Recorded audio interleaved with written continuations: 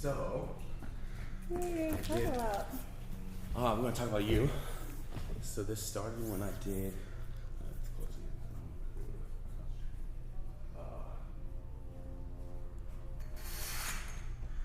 it. In 20, I first did a podcast in 2013. I lived in Honduras with a friend of mine who was working down there, and so we just talked about Honduran politics and stuff. And then in 2018, I was living in DC, and that year I turned 30, and I didn't want to teach anymore. And I was teaching school at the time. I didn't want to teach anymore, and I didn't know. Are we rolling? Yeah. Okay. What to? I'm just explaining what this is. Okay. I didn't know what to do. Like how to be an adult, basically, or what I wanted to do next. And so I just started interviewing all the people in my life that. I feel nervous.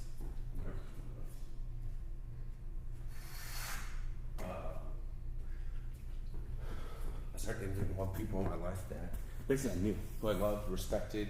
Started with my mom and then my sisters, and then like my closest friend growing up, and boom, boom, boom, went from there. And I did like, I don't know, 35 of those from 2018 to, I don't know, COVID-ish.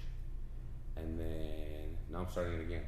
Nice. Now that I live in LA, I've lived for 4 years, trying to establish like a social network. I feel very like settled here at this gym. It's like, okay, this will be a good place to start. Yeah. And specifically, like I love learning about all this. I didn't know anything about martial arts until I started at Legacy a year ago. A year ago. I've been watching UFC for the past couple years. And so then just occurred to me, I don't know, a month or so ago, I think I was in Puerto Rico about a month ago, that, okay, I want to start talking to people at Legacy, like getting to know people at Legacy. What were you doing in Puerto Rico? I was at a wedding. Okay, cool. Yeah. A friend of mine from high school, who I've been on this podcast actually. And so yeah, I just want to start with the people that, like the first people, just like I started with the first iteration, the first people I know, my mom, my sisters, the first people I met here at Legacy, which was the people from the MMA class in the morning. Yeah. Which is you and Khalil. Khalil was the first person I asked, just because me and Khalil like bonded immediately in that class. And we're still scheduling. But you, Cleo, and Matt, and Kevin, and all those people in that class. And then anyway, go from there. So anyway, here we are. Ellen, what's your last name? Kim. Ellen Kim. Kim for Korean. Kim for Korea. Kim or Park. Where, when, and where were you born? I was born August 11th, 1996 in New York, New York. Okay. August 11th, 1996, New York, New York. Okay. And how long did you live in New York? And like what part of New York? My parents had me in New York, but only because the hospital was there. I was raised in Jersey, so I was raised in Jersey my whole life. But we moved around a lot, like growing up. Maybe like 5 times. I went to like 4 or 5 different schools. In New Jersey? Yeah, but all like in North Jersey. Because my parents always wanted to be close to New York City. They met in the city 1986, and I only know that because my dad would always be like, "Oh, I waited 10 years to have you." So like 20. No, like 86, and then I was born in 96. Sorry. No, it's okay. But I was raised in Jersey. What part of Jersey? North Jersey. So I graduated from Paramus High School, but I spent the first 7 years in Secaucus, New Jersey, which is where they have the NFL headquarters or something. Oh, really? Yeah. Oh, yeah, where they go do the replays. Yeah, exactly. Yeah. That's where I heard it. Yeah. Do you have any siblings? I grew up with 2 older brothers. Okay. How old are they?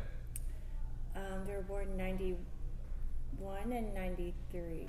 91, 93. Okay, so you're all born within a 5-year period. Yeah. Okay. 2 other brothers. And your parents, are they together still? Yeah. Okay. And they live in New Jersey still, yeah. Yeah. And your brothers? They live in New Jersey. Yeah. Everyone still lives there. Mm-hmm. Okay. Do you have extended family there? Aunts, uncles, cousins? I have. Growing up, I had 2 grandmothers, and I only have.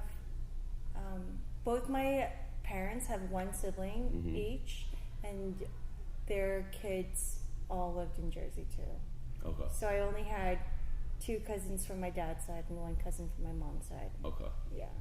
Who was born in Korea? Were your parents born in Korea? Yeah. Okay. So you were first generation, you and your brothers were first generation, and then your cousins. That's dope. Yeah. And the cousins, they still live in New York area? Yeah. And did you live from, before we hop there, how was childhood growing up? Was it a happy time? It was a good time. I think I had a good time because it's so weird to think about because like it could have not been a good time, but like I try to look at it as a good time. I had 2 older brothers, and they were. It could have not been a good time because I'm just Asian. a perspective. Yeah, well, like. Or things could have gone a different way. Yeah, things could have gone a different way because like I had 2 older brothers, so I was always like trying to follow them around. So that's why like I'm kind of tomboy.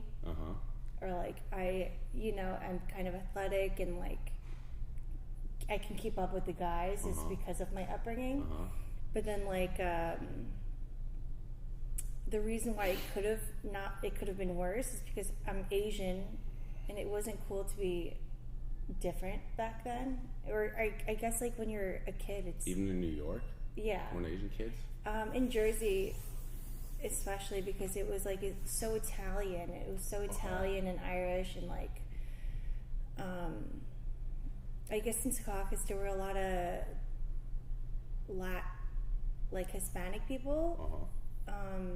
But then like we lived in Wyckoff, which is super white, like German and like I don't know, just super white. And then I think it wasn't until I moved to Paramus, which is where I moved to when I was in 6th grade. So 6th to 12th grade, I lived there, and I don't know, it was still kind of segregated, but it was more diverse. But like, I was like the token Asian kid. Because there were no other Asian kids. There were, but like they would all just hang out with each other. And like kind of like be nerdy. There were those groups in my high school too. Yeah, and like be like nerdy and like not nerdy, but like they were good at school and like watched anime and like really stuck with each other. Into the stereotypes. Yeah, and I was like, I'm not like that. Like I'm like like the other Asian kids wouldn't get picked first for anything. But like as a chick, I would get picked first for like because I was also like physically different. Like I was taller than people. Like you are tall. How tall are you? I'm 5'7", 5'8". Okay. Yeah. You come off taller than that. That's funny. The my baby's mama, the mom of the 2 little girls I take care of, is Korean, and I always think she's like 5'10", and she's like 5'1", but she's like very like. Well she's built. A lawyer. Yeah. No, not well built. I mean, that was like personality. Oh, okay. Like she's very stern and she's a lawyer. She's hardcore. Hello, Fong. How you doing? Yeah, I'm back on. Yeah, she's in the background of all of these. Growing up. Oh yeah, Asian groups. Okay, so who did you hang out with in high school then? I was on the volleyball team throughout high school, so I had like a really good core group of girls to hang out with, and then like the school's mostly white. It was mostly white, yeah. Volleyball's probably pretty white, huh? Yeah, I guess so. But then like also because of our physicality, like there were a group of like cool people, right? And then like I don't know, there was like a core group of cool people, and I wasn't like in the core group, but I everyone liked me. Adjacent? Yeah. You're a B-list celebrity? Yeah, exactly. But, like, I think I was sim. You know, like, I could get in with any group. Mm-hmm. Yeah. Yeah, I think I played a similar role in high school, and where I was in a similar position in high school for sure. Sounds like it. What about pre-high school or like early childhood? Did you get along with your brothers?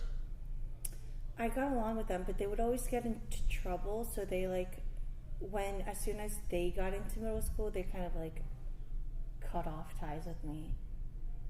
Like not like because they were like bad boys. Yeah, they were like bad boys. So they just they didn't want to be on the wrong path. Yeah, exactly. Okay. And what were your parents? What was your relationship with your parents? My dad is pretty traditional Korean. Like he's pretty strict. Mm-hmm.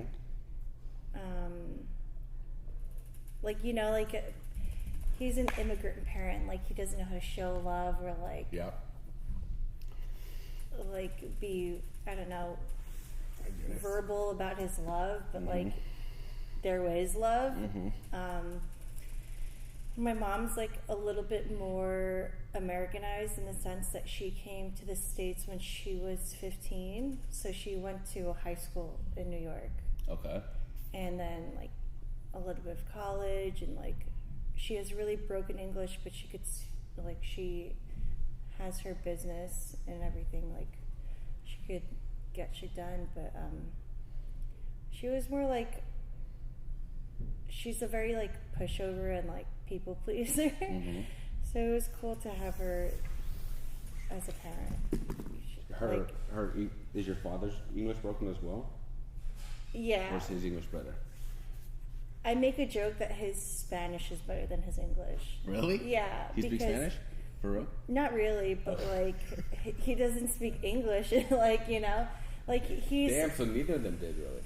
Yeah, not fluently. Whoa. Yeah. Interesting. Yeah. So y'all learned English in kindergarten. Yeah, in preschool. Whoa. Yeah. That's pretty crazy. I mean, I guess that's not unexpected, but so Korean was spoken at home. Yeah. And between your brothers at home? Between your brothers and you? No, we would speak English. You speak English, okay. And now? And now, like, I speak Konglish with both my parents. Okay. Yeah. Okay. Like, they speak Korean to me, and I understand everything. And if I don't understand something, I'll ask them, like, what does that mean? And then they'll, like, explain it in Korean. Oh, I went to Korean school when I was little, like, on the weekends. So I could read and write, but my vocabulary isn't that extensive. Okay. Yeah. That was just what ages? Up until I was like 8. Okay. Yeah.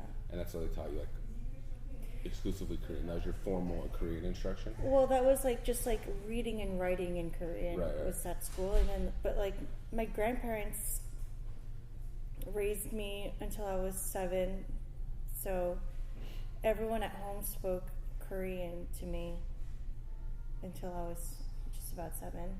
But you know, when you go to school, you like lose it all. Like you pick up English so fast because you're so little. And it was funny because, like I told you, I went to this really white town in Wyckoff, and they put me in ESL, which is English as a second language class. And for the first, like, I remember in the first like few months, they put me in that class because my parents spoke Korean, and then they like put me back into regular, like. What age was this? I was in 2nd or 3rd grade. Oh, so you'd already gotten a couple years of English. Yeah, but like my English wasn't bad at, like my English was at a normal. And you just started kindergarten normal? No ESL program? No. It's the best way to do it. Yeah, like every. They just assumed. They just assumed. Yeah, it was. I remember like them just being like, "Oh, like she doesn't need to be in here." You could have scored. I don't know. Your scores were. I'm sure you probably scored lower. I mean, I don't know, but that's typically how it would have worked. Yeah. They would notice like just an objective score measure, like, oh, she's not performing as well. I don't know if they tested me though. I think they just like kind of assumed because my parents. But like I didn't realize until like in high school, I was like, wait, why was I in ESL? Like, yeah, and it's not an effective thing to do, really, especially at that age. Like, maybe if you're in high school, like if you're a 14-year-old kid who's coming from Mexico, yeah, ESL is probably the best option. But if you're a second grader, like ESL is not even. If you're coming from Mexico as an 8-year-old with 0 English, just put them in second grade. Yeah, that's the best way to do it. Yeah. Okay, so high school, it was cool. Yeah, it was cool. B list, yes. Yeah. Better than C list. I liked high school. It was Me fun. too. Yeah. Me too. So you graduated high school 2004? No, I graduated high school 2014. 14? Yeah. Sorry, I keep fucking up the 10-year gap there. Because you were born in '96. I just graduated high school in 2006. So I keep thinking 2006. '96, that's a good year. Olympics in Atlanta. Yeah. So what did you do after high school? Or high school's coming around, what are you thinking about what you want to do? Is there okay, so I wasn't, like, high school was fun for me because I didn't take it seriously, like, which is kind of whatever, the way I live my life. But I realized, like, I really like people, I like helping people, I like sports, but I didn't have, like, a real direction in life. So, I think senior year, my first job was a teacher's aide at a like a after school program. And it's also because junior year and senior year I had a really amazing, like, home ec? What is home ec? Yeah. Teacher, and she also taught, like, I forget what the classes were called, but she would teach, like, child development and like in high school. Yeah, it was weird. She, like, child psychology maybe. There were a few classes I took of hers, and she really took me under her wing. So, like, I kind of went in that direction. I applied for colleges. I went to Boston because my best friend went to Berklee College of Music, which was in Boston, so I just followed her there. And I went to school for early childhood education because, I don't know, the stars were lining up for it, like, to it, because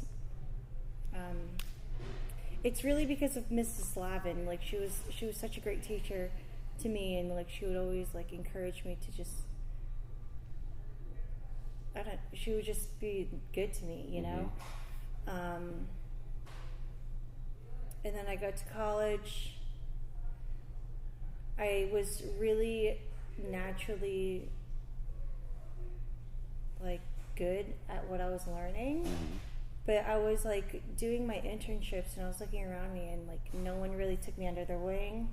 No one was, like, really, like, happy with their lives. You know, like, professor-wise? Yeah, professional, but, like, I don't know, like, maybe personally. No, professor? Are you talking about, like, your professors? Yeah. Okay. Like, my professor, I thought she was an idiot, so I didn't really, like, respect her. So that was, like, problem one off the gate. And then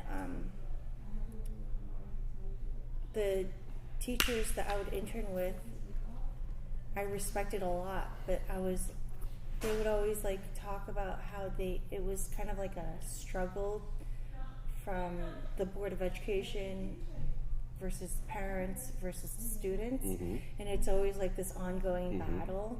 And so I was like, do you guys actually like what you're doing? Because it sounds like you're struggling, like, a lot, you know? And then it was just such a turnoff, I just dropped out. I mean, that's very interesting. I did Yeah. not know that about you at all, because all of that is true. I mean, in undergrad, I didn't study education. I studied international affairs, but my master's degree is in special education, and I worked as a teacher for, I don't know, 7 years or so. And I wanted to go into special education. It still is, like, such a passion of mine. Like, I genuinely, like, think it's cool and fun, and, like, but what they notice, what you noticed, is it's true. Yeah. Like, that's the reason I don't teach anymore. It's exactly that explanation, or the depiction that they offered. The pressure from everyone has the same interest, which is education of the child, but there are, I don't know, they come into conflict, the three actors, or I guess the four actors. You have the teacher, you have the system, a very bureaucratic system typically, you have the parents, and then you have the child. And they clash, they tend to clash. I don't know, that's kind of like a deeper conversation. I don't know, working in education for 7 years really changed my view on, my perspective on a lot to do with the world, particularly politically. A super liberal guy, like most college kids are, like liberal, trying to save the world, getting into education, working in Latin America, but you notice very quickly how systems and bureaucracy can have like a detrimental, the opposite effect than what is intended, which in the case of education is educating the child. So that's very interesting that you notice that, and then like left the system as a response to that, like noticing that conflict produced this kind of air of negativity amongst the people that you're meeting, and so you just kind of had that caused an aversion that you just walked away from. You basically just expedited. Well, I kind of did what you learned what I learned in, I don't know, what, a semester, and I took it 7 years. No, but I didn't know you went to Honduras and taught, but like right after high school, the day after I graduated, I went to Sri Lanka for 2 weeks and like volunteered at an orphanage, but it was like volunteerism. Not like, that's what I did, and I loved it, but very quickly within the 2 weeks I realized, like this is also a business. Well, that's a great example. That's another great example in a different way, as opposed to an education system, which is a big bureaucracy. Yeah, that's a business, and a business needs money, so there's no incentive, just in this specific example, to like break it down a little bit. There's no incentive to alleviate poverty if the business is based on poverty participation, basically, like tourism. It's it's a much, you can get deeper into it than that, but that's very interesting because I have the exact same experience.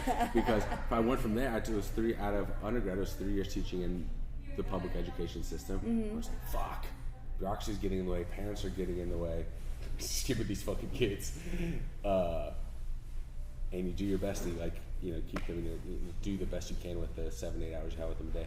Anyway, from there I was like, okay, I started to think, I did not explicitly, but started becoming politically more libertarian, it turns out, in the long run, I feel like, where it's like decentralization. So let's move away from the bureaucracy, let's break this down so the system isn't like as complex and big and overarching.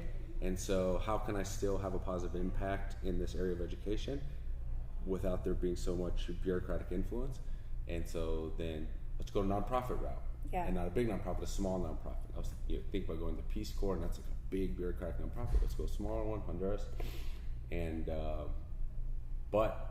I kind of, from there I saw this same world of like volunteerism, how like the perpetuation of the poverty is actually what there's not an incentive there for poverty. And everyone feels good because they feel like they did something good, but it's like, like what are we doing here? Like really, like.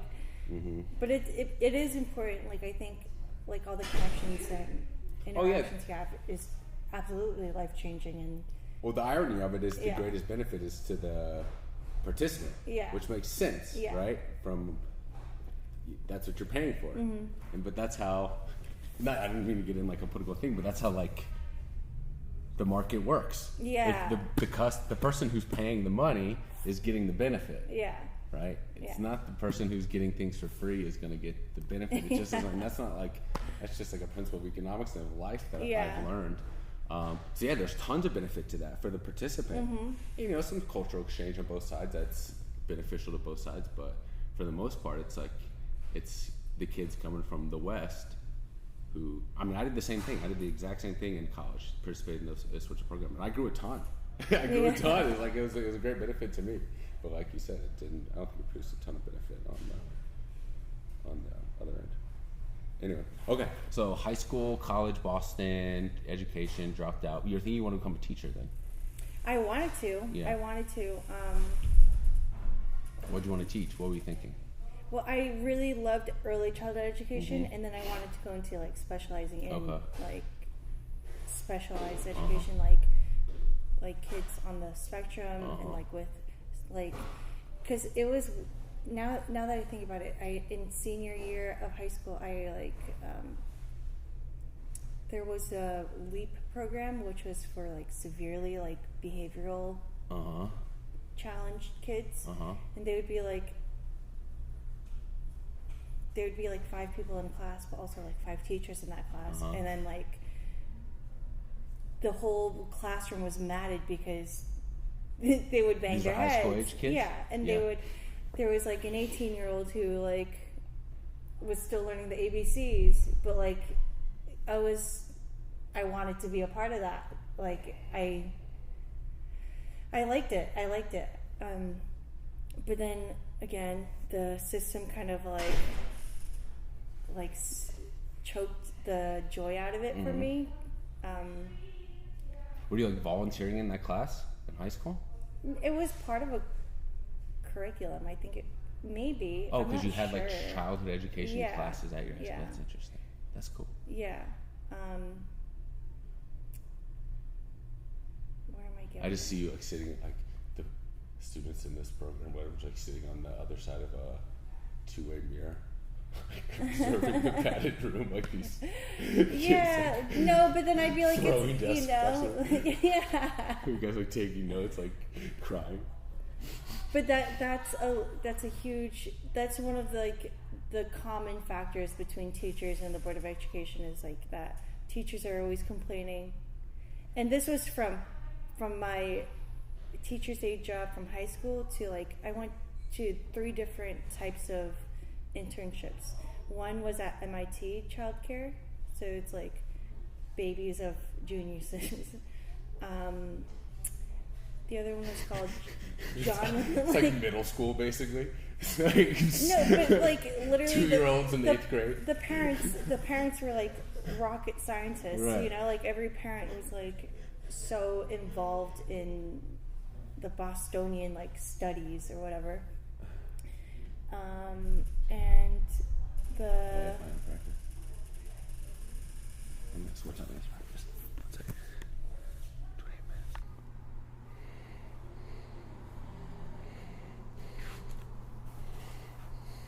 Yo, how many times a day do you pee? Not that much. Maybe 5. 5 times a day you pee? 5 to 10. At least 5. 5 to 10. Yeah, at least 5. That's dumb. I mean, come on. I need an accurate answer. I feel like I pee every 30 minutes. Do you drink a lot of water? Yeah. That's good. I drink 1.5 gallons a day. Yeah, that's solid. Now I'm doing the sauna every day. I think I'm going to try to do 2 gallons a day. I'll try to do 2 gallons a day. Okay. Fucking kids. Education. Boston, college, teaching.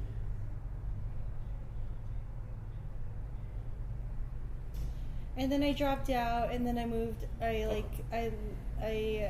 moved to New York, and I was well in college. I wanted like financial freedom for myself, so I was also like working at a restaurant as a server in Boston while I was going to school, and then I dropped out of school, and then I just continued to be a server, and then I was like, what am I doing here? So I just moved to New York and became a just got a new job, and then I became a bartender, and it was really cool. Why'd you want to go from Boston to New York? I didn't really want to. I wanted to come to LA right away, but my brother asked me for some help, like in his personal life. So I was like, okay, like that's fine. So I just did. He was living. He was living in New Jersey, but like I had nothing to do in Jersey, so.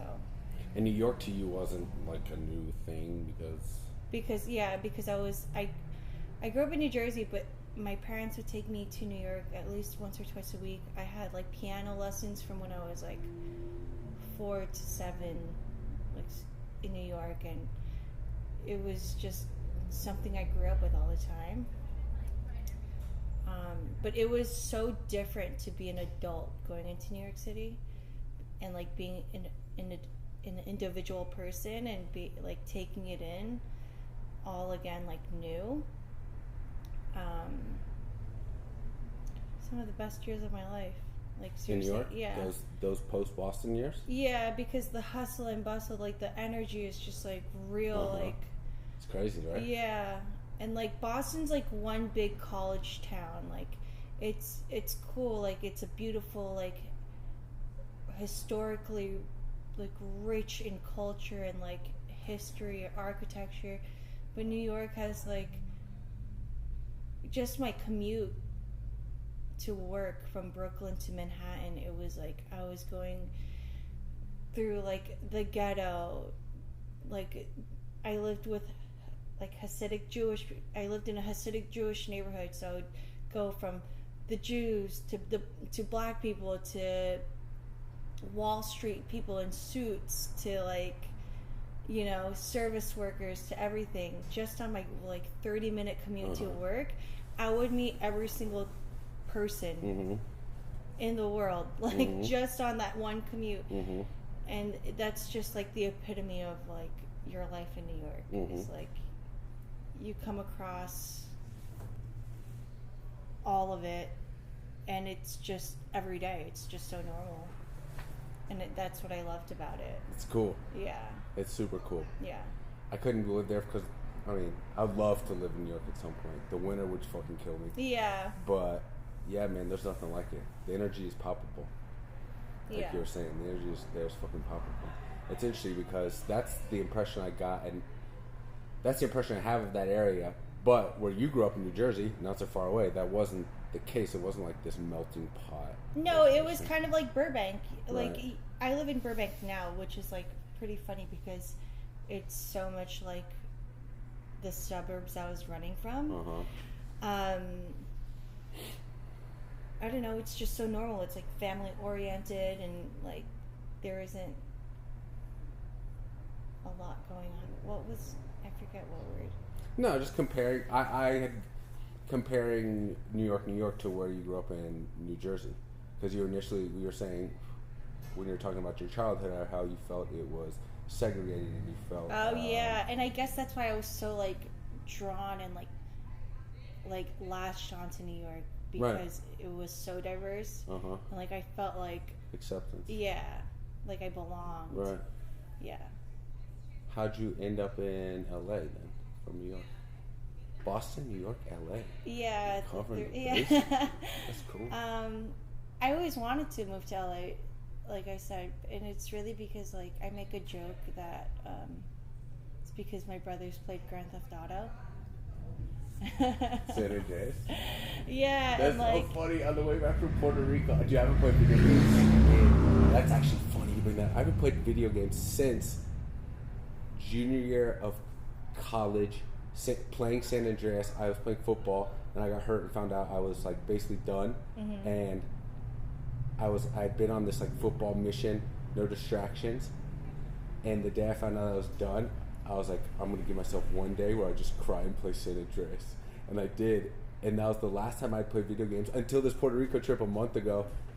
I had like a red eye, and my brain was just not working. But I knew I had 10 hours of travel from Puerto Rico to Miami to LA. I was like, I need something to keep myself like occupied. Yeah. And I downloaded on my phone all three GTA 3, Vice City, and San Andreas.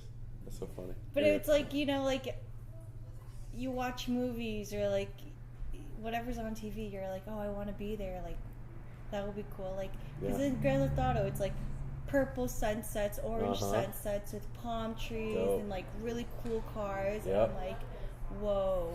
You know, like when you're a kid, you don't know what you're going to be inspired by. Like, I don't know, it's just like whatever you're drawn to. And I was like, yeah, like I'd love like, I don't know, sometimes like in Grand Theft Auto there are like skate parks and stuff.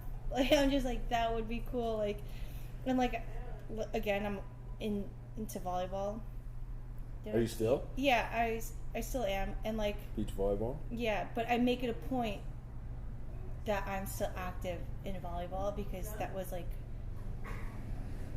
one of the reasons why I was like, oh, I want to move to LA. Like, how cool would it be? Like, I'm fulfilling my childhood dreams. Like, you know, like I'm just whatever it was on my childhood. Like, oh, I think I wanted to do that because I didn't have that voice as a child. So now that I'm an adult, I'm like, I'm gonna fulfill her dreams. Like, you know, like one thing at a time.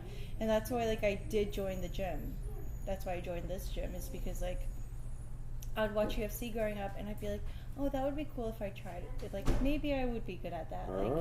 Like who knows, you know? Like, and whenever the girls fought, I'd be like, that looks crazy. Like, but I want to try it. Yeah. So when I moved to LA, I was like, it was in the middle of the pandemic, June of 2020, and I was looking up like gyms, and everything was closed. And that's how I ended up here in 2022. Yeah. You had no previous martial arts experience? None. Oh. The only athletic experience we were growing up was volleyball. Was all volleyball? Volleyball. I was always like athletic, so like I could, like, in high school or middle school, whatever, I'd be the first to get picked for like dodgeball or like kickball or tennis, you name it. Like, I could be decent at it. Mm-hmm. Like, I have hand-eye coordination and stuff. Oh, but what helps me in my jiu-jitsu now is that I when I started dating my boyfriend at the time, it was 2019, and I think in April he watched the movie Free Solo. Fucking incredible movie. Yeah, and then he made me watch the movie Free Solo, and I thought, dope. 2019, this is before you moved here? Yeah. Okay. I was living in Brooklyn and starting to date this guy, and he was like, do you want to join the rock climbing gym? And I was like, okay. No ropes, though.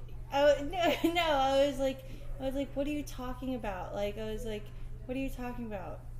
Like, yeah, let's go try it, you know? Let's go try it. Was he a climber previously? No, never. Okay. This was a new thing. So we were both fresh, and he took me to the gym, and we tried it, and I was like, if we don't sign up today, don't ever bring me back here. So we signed up in 2019, and then we went 4 or 5 times a week for a full year after that.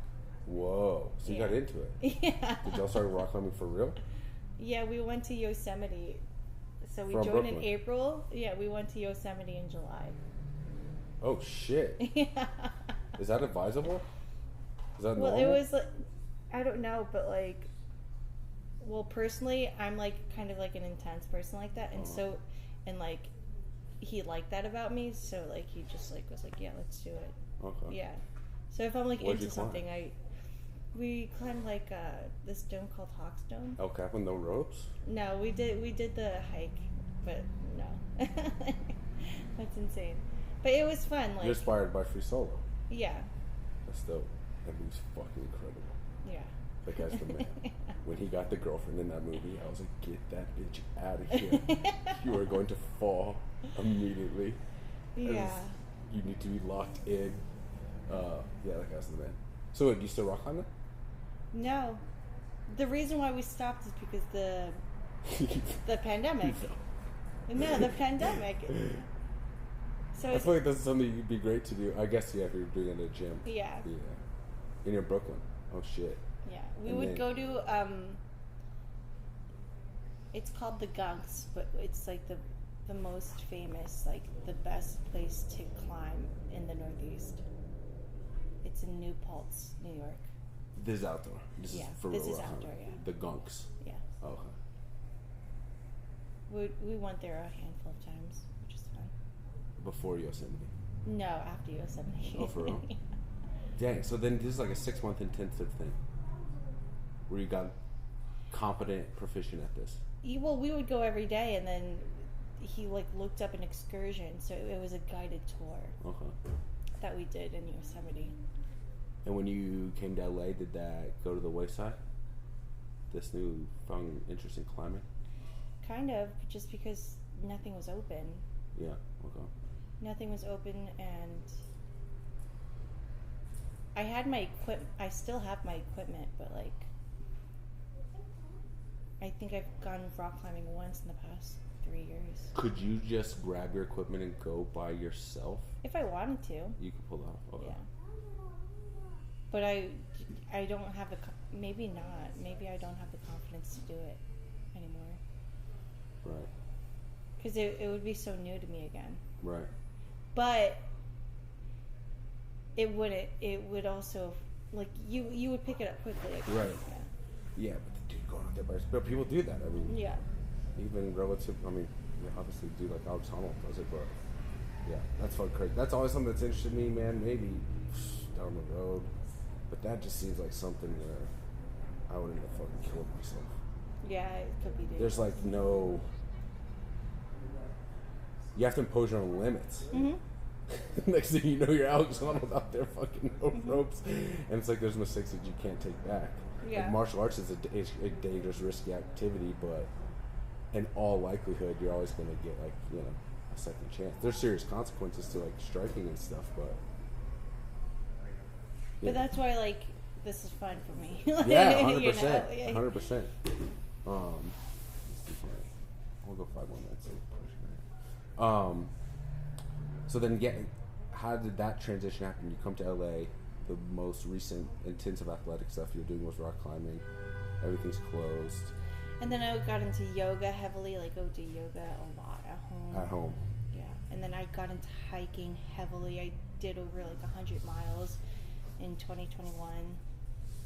Had you thought about doing any martial arts stuff prior to that? No. Prior to moving here?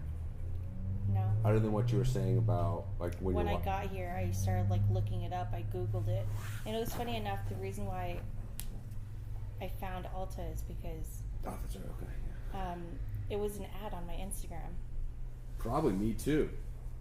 It was just an ad on my Instagram, and I was like, how the fuck did they find me? How did they know who to reach? How did they know? How did How it take that did long? they know? Yeah. I was like, did they read my mind? Yeah, and then I just signed up. Okay. Well, the reason why I signed up is because I wanted a dog. Like, it was the summer of 2022. I really was looking for a dog, right? And then this program came up on my feed, and I was just like, oh, it's only 20 weeks. Summer of 2022. Was it 2022 or 2023? No, I started... Okay, no, that's right. That's correct. That's correct. Yep. 100%. Yeah. Yeah, okay. Anyways, Summer 2022, you're looking for a dog, and you end up here. yeah. You're the dog. You're a stray dog. Yeah. Wandering in here. It's a metaphor. Well, I was looking for a dog, and I thought to myself, if I can't do a program for 20 weeks, like if I can't get my ass up at 7 a.m. for 20 weeks, then I don't deserve a dog. Because a dog is going to be like 15 years, right? Oh, so the dog was like your prize at the end of the thing? Oh, okay. Let's pause it there, because I think that's a key thing.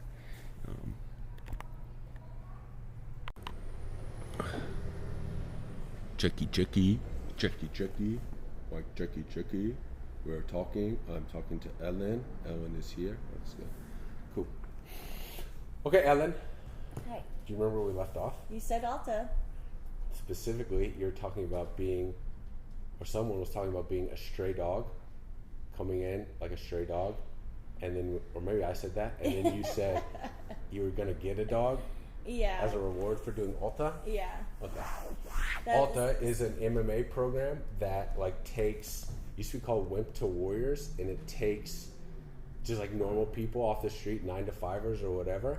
And people with little to no experience in martial arts. And then gives them a, not just like karate or jiu-jitsu, like MMA training over the course of a few months. 20 weeks, 5 months. And then they have the option of having an actual MMA fight in a cage after 20 weeks. And that's how I found this place, was through Alta, and that's how I found this place. That's how you found this place too. Yeah. And you're y'all Alta people, you, Matt, Kevin, George, Khalil, Double George, other George, those guys, Scottish guy and his girlfriend, Starcy and Declan. Yeah, thank you. That's how I found this place. Before I ever did jiu-jitsu or Muay Thai, and that's how I met you. And that's the people I wanted to start interviewing with, because there's something to me, and it's why I started with Matt, honestly, is because Matt was one of the first, actually Matt was the first person that ever taught me jiu-jitsu in this gym, like just a jiu-jitsu class. He's one of the first people I met here, and he was the first person, him and Khalil were the first people that ever had fought in MMA before that I'd ever met, and I'd become obsessed with MMA during COVID. And so to me, it was like meeting a celebrity. I was like, whoa, you actually fought in MMA? Cool. And then I met you came in, I was like, whoa, this little girl came in and fought in MMA? These people are awesome. Yeah. Girls are doing it, young people are doing it, older people are doing it. I don't know, Khalil's like in his early 30s maybe? Mm-hmm. So it was very inspiring to me to meet y'all, and more than anything, like I consider myself I don't want to say brave, but at least impulsive.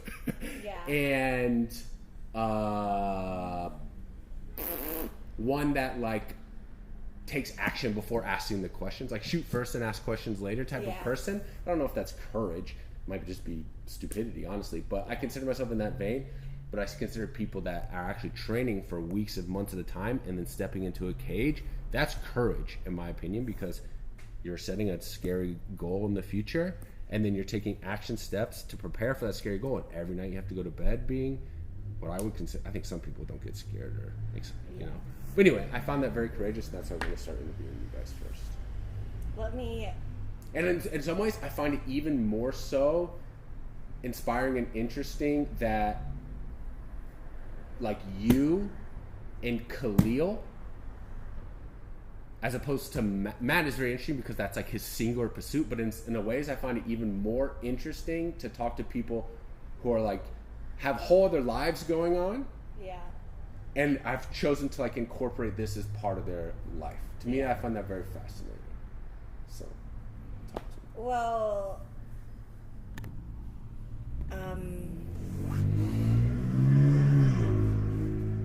it wasn't planned for me. It was also impulsive because I thought, if I can't do this for 20 weeks, I don't deserve a dog. So I just jumped the gun there. And then the fight, I didn't really know what I was getting myself into. So I don't know if I'll do another one because now I have the experience. Right. Now I have knowledge, right? That's how I feel about it. I don't know if I would ever do an MMA fight. And the more I don't know. In some ways, after a year of doing martial arts, I'm in no way closer or farther away from doing an MMA fight. Right. If I did do one, I've always thought that'll be it. I'm going to do one and that's it. Just to say I did it. Yeah. I would just need more training and I would get back into it, right? But it is, hold on, I forget, I don't know where I'm going with this. What was your inspiration to even take that step in here? And not, like I said, not... It was completely impulsive. Completely impulsive. And you were doing like rock climbing at the time? No, I wasn't doing anything. I was just working. Bartending. I wasn't rock climbing. I was just probably hiking a lot. I hiked so much that year. And even like I would come train and then go for a hike, and I just needed to switch up my schedule because I was such a night owl because of my work. And then I thought I have to switch it up, and so I joined the 20-week program. But where did that thought even come from? MMA, martial arts. You didn't come from a martial arts family. You didn't seem like you had a bunch of martial arts friends prior. No, none at all. Where did it come from? Did you drive past Legacy? Did you Google? No, I would just watch UFC with my brothers, you know. Okay. There you go. And then I would watch the girls fight. I would watch the guys fight, obviously. I would just be like, that's cool. That's like gory, you know. Yeah. There was nothing I was like looking at. Like there was no technique I appreciated. I would just be like, whoa, those guys are tough. Mm-hmm. But when the girls would get hit, I'm just like, ouch. Right. You know, Yeah. like I could empathize for the girls more, and I'd be like, maybe I could do that one day. Like that would be cool if I learned that skill. Mm-hmm. Mm-hmm. And then, so when I was moving out to California, I don't know what fever. It was like a pipe dream. It was just like, oh, maybe, you know, I want to go play beach volleyball. I want to surf. I want to maybe learn Brazilian jiu-jitsu. And then, but everything was closed. I remember looking up a Gracie Baja gym when I first moved out here, but it was June of 2020, so everything was closed. So for 2 years, didn't cross my mind again. And then the ad on Instagram came. It was just an ad on Instagram, and then that's what got me. Mm-hmm. Isn't that funny? So 2022. Yeah. So June of 2020, you moved out here. Mm-hmm. So you moved out here middle of COVID. Mm-hmm. Okay. And you moved out here and everything's pretty much shut down, right? Yeah. Yeah, that was me too when I moved out here. Did you start working at a bar when you moved out here? No, I didn't do anything. I was collecting unemployment, doing nothing. I was just like hanging out with my friend. We would just go to the beach, chill out, smoke weed, go on walks. Okay. And then like sit by the pool. And sure enough, like I would slowly like get my life together. I think it took me a month to get an apartment for myself. It took me, I didn't like work or anything, but I would just keep myself busy, just trying to, I don't know. And then I was a caregiver for a schizophrenic elderly man. How was that? It was intense. I bet. Yeah, and I would only do it for a few hours a week, but you know, intense few hours. Yeah, and it would be emotionally draining, and I think of him often, and I haven't seen him in like a year and a half. He's still alive? Yeah. Oh. Steve, his name's Steve, and he just he was a funny guy, but you know, schizophrenia comes with a lot of symptoms and mood swings. Hell and, like, yeah. Dealing with someone who has schizophrenia is just, it was a lot for the family, so they eventually just put him in a home. Yeah, my older brother has been diagnosed with schizophrenia and a bunch of other stuff. Shout out to my older brother. He's doing better. Oh wow, I didn't know that about you. What? That older brother. That. Yeah, and that he had schizophrenia. That's crazy how many similarities we have. Is your older brother schizophrenic? No, but you know, like I don't know anyone else who lived in a household with someone with schizophrenia. Well, I'll say this: I didn't grow up with him.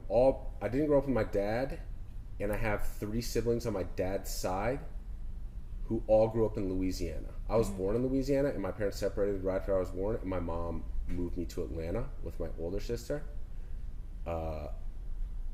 And my dad stayed in Louisiana with my 3 older siblings on his side. They all preceded my mom's marriage.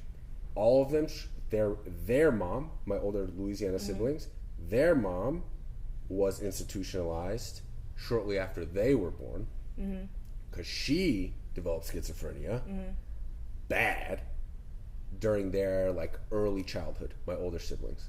She got institutionalized by the time my the youngest of the older siblings was like a toddler. And she was in an institution, mental institution, their entire lives. Then my siblings on that side, especially the 2 brothers and 1 sister on my dad's side. My dad is not like a good dude, certainly not a good parent. There wasn't a ton of structure, if any, in the household. Those brothers started using drugs, like hard drugs, acid and cocaine and things like that. Weed, obviously, at like 10, 11. Yeah. And that's going to exacerbate any sort of latent genetic predisposition you have for mental illness, particularly schizophrenia. So he had that bad. He had a bunch of episodes like high-speed police chases. Yeah. Where like he flips his car and says he's, what up, Ricky? and says he's, and the cops pull him over. He's the devil, and all kinds of like out of mind experiences. So yeah, but he's better now. All the siblings on that side have struggled with mental illness. They're all relatively stable now.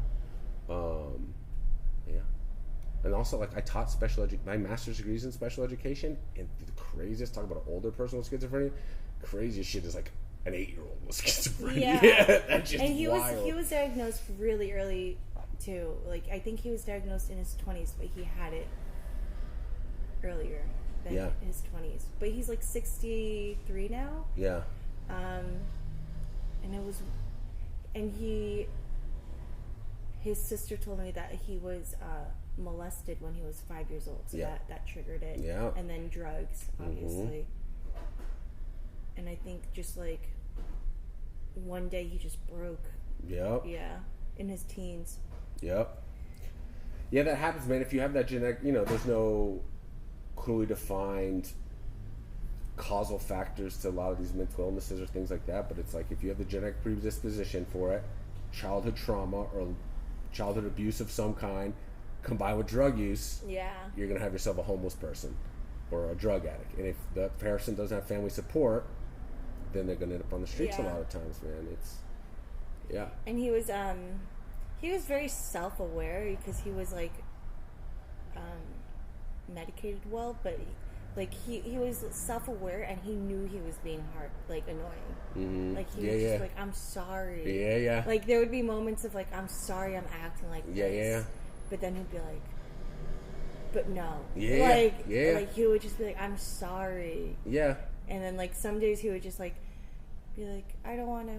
Like he knows what he's supposed to do, and he's like, nope. And then he would just like shit his pants and be like, I'm sorry, I did it. But I'm just gonna do it. There's always like a clarity or an understanding in there. It's not a total like absence of connection. It's a strange deal, man.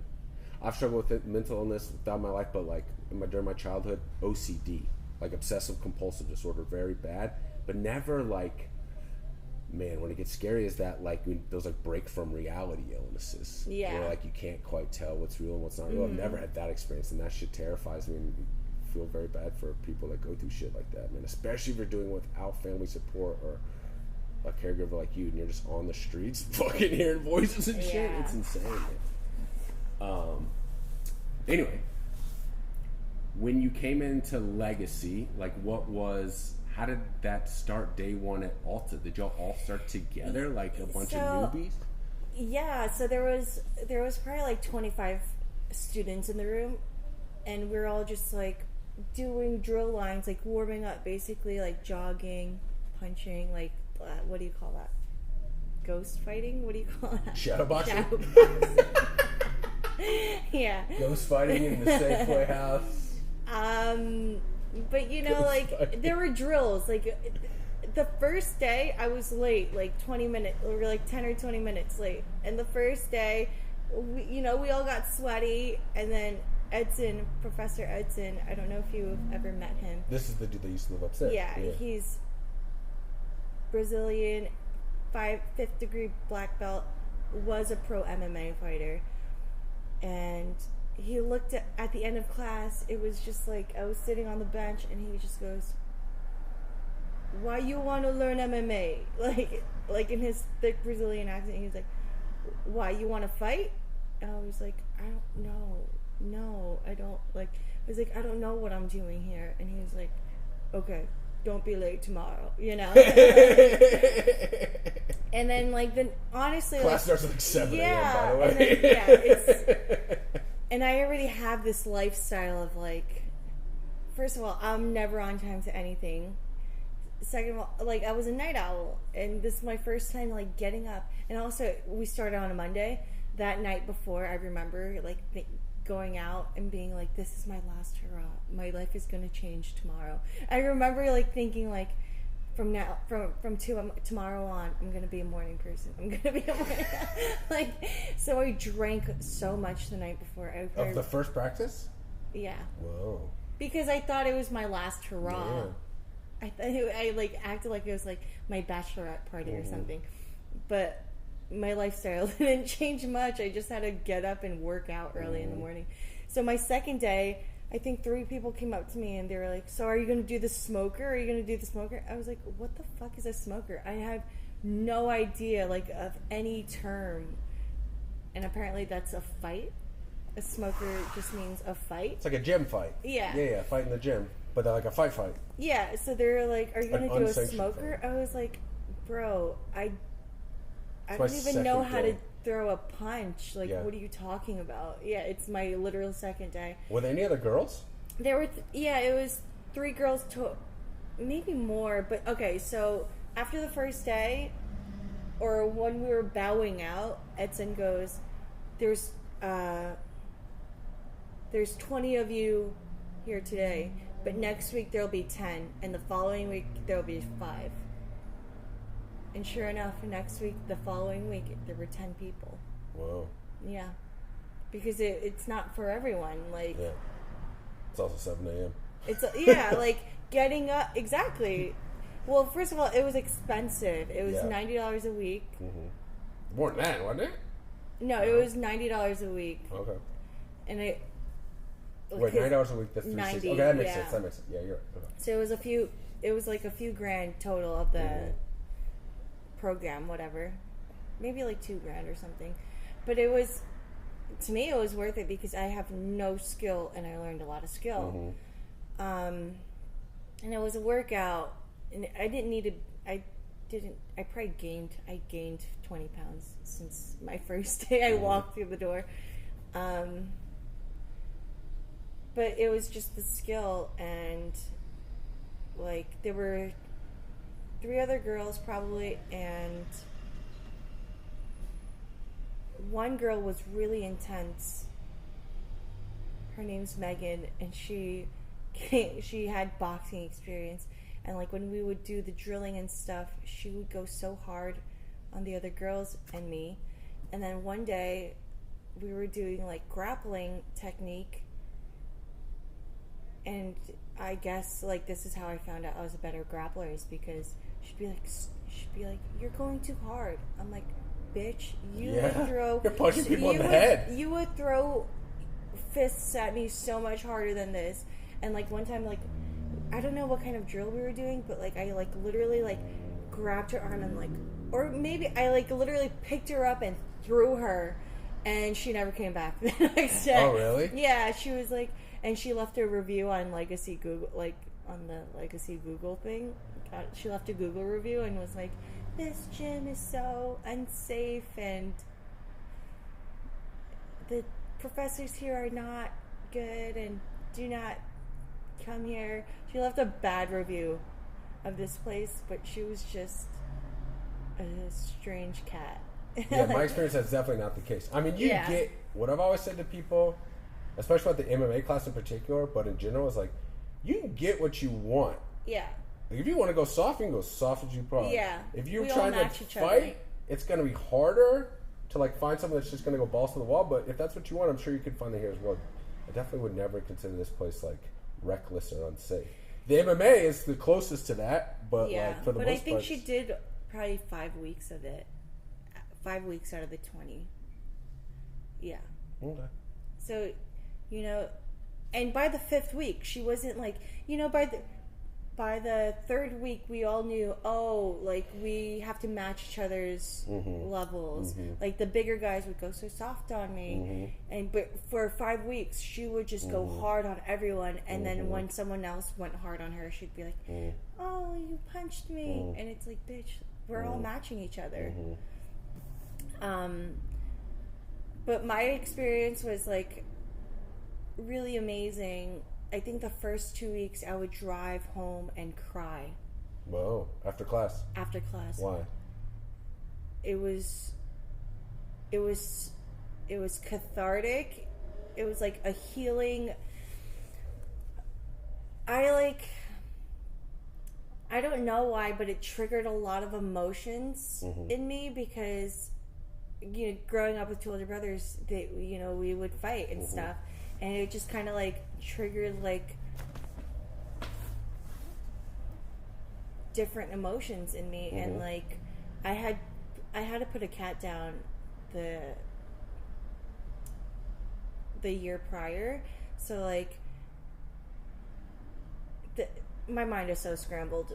But sometimes we would do technique, and the coaches would be like, "Go harder, go until they tap," and I'd be like, "I don't want to. Like, I don't want to hurt this person." Mm-hmm. And then they'd be like, "You're not going to hurt them. They're going to tap when it starts to hurt." And then I'm like, "Well, have you ever stepped on a cat's foot?" And then they had to die? Like, and then they were like, "That's not going to happen here." And I'm just like, that's where I was mentally. Like, that's where I was emotionally. Like, I was like, I'm not trying to kill anyone, you know? Like, I don't want my cat to die. That's it. Yeah, that's literally where my mind was I miss at. my cat. You know? Yeah. It's just like, who is this chick? Yeah, like he's like this girl isn't made out for this, you know? Like, everyone was like, "What the fuck is wrong with you?" And I'm just like, I don't know, like, but like I would go home crying, being like, asking myself, am I capable of learning skills? Like, who am I? Like, literally, it took me I would cry every day for 2 weeks, and like, it's like I could get myself to that place again, but like I would just literally ask, like, this is why martial arts is probably like the most self-realization or actualization kind of sport out there. But like, you know, you really learn so much about yourself. Mm-hmm. Like, who am I? Am I capable of hurting someone? Am I capable of taking a punch? Am I capable of learning a skill, like exerting energy in the gym? Am I capable of anything? Like, who am I is kind of like, and like, what am I, I don't know, like, what am I going to get out of this? What am I learning? And like, so I don't know. It was just super weird, but like beautiful. It was like a beautiful experience that I'm still going through, you know? 100%. Yeah, but for seriously, like 2 weeks straight, I'm not, no exaggeration, I would like bawl going home. But it wasn't necessarily because of like, I suck at this. It was just overall catharsis. Yeah, Therapy. Yeah, I wasn't thinking I suck at this, but like probably like I would think that while I'm doing it, but then like driving home, I'm just literally like, oh, I miss my brothers. I don't know what I'm doing. What is life? Who am I? And I just go cry. Yeah. No, I hear you 100%. I never had a 2 week period of crying after class, but I cry after class sometimes. Dude, there's been times in Alberto's class, this class that you got done with, when we do the cool down. And then we do the like little mini meditation at the end of the cool down. Sometimes it fucking hits me, dude. Sometimes I just well up and cry in that little period. Isn't that funny? But now I haven't had that experience in a while to that degree. But sometimes I'm just like, what am I doing? Like, what is this? Right. Like, what are we all doing here? Right. Yeah. Yeah. It's cool. It is very. I've done a lot. I've played every sport. Not every one at a high level, but I've played enough of them at a high level to like feel like I've done all of the major ball sports, right? Yeah. And I've done all kinds of different types of fitness, CrossFit and yoga, and all kinds of different plyometrics and standard gym workouts. Why would you get emotional? Why are you welling up? Same thing. So that's what I was kind of leading into. There's something very unique about martial arts as opposed to any other form of exercise that is therapeutic, almost psychedelic. Yeah. It's when I do like a big mushroom trip or a big psychedelic trip, it's like and I've also done like, you know, regular talk therapy with psychologists. It's like doing 8 grams of mushrooms in the woods to me is like 6 months of therapy, right. Of weekly therapy. Martial arts is like 2 hours of martial arts or 1 hour to the MMA class is like a month of therapy almost. Yeah. It's like multiple therapy sessions packed in one. And you're not talking out your feelings, but you're just like psychedelics kind of, and both psychedelics in a more concentrated, quick manner, and psychologist therapy in a more drawn out, methodical manner, it kind of deletes your programming in your ego and kind of who you think you are. And it starts revealing to you kind of your true identity and your true nature, and issues that you've been ignoring or putting back in your subconscious come to the forefront. And at the end of class, a lot of times that's what's happened. It's like I just did mushrooms, and my brain is not just focusing on like, oh, I got to do X, Y, and Z the rest of the day, or what things I need to check off my list, off my to-do list. I'm now reflecting on who I am as a person, how I interact with other people, regrets I've had, or whatever. All that, it's deleting it's just like meditation does. It's calming the noise of your mind and revealing to you the true nature of both the good and bad of what's going on in your soul in a way. And so at the end of 2 hours of class, and all of a sudden you're laying down on your back, and you're not just hopping right into like driving real home life. Real life, either going off to work or getting in a conversation with someone after class, or in my case, like I go pick up the girls that I take care of, instead of just jumping right back into the hustle and bustle of life. You take a second after class, either in your car on the ride home in silence or whatever, or sitting in this little meditation on the mat.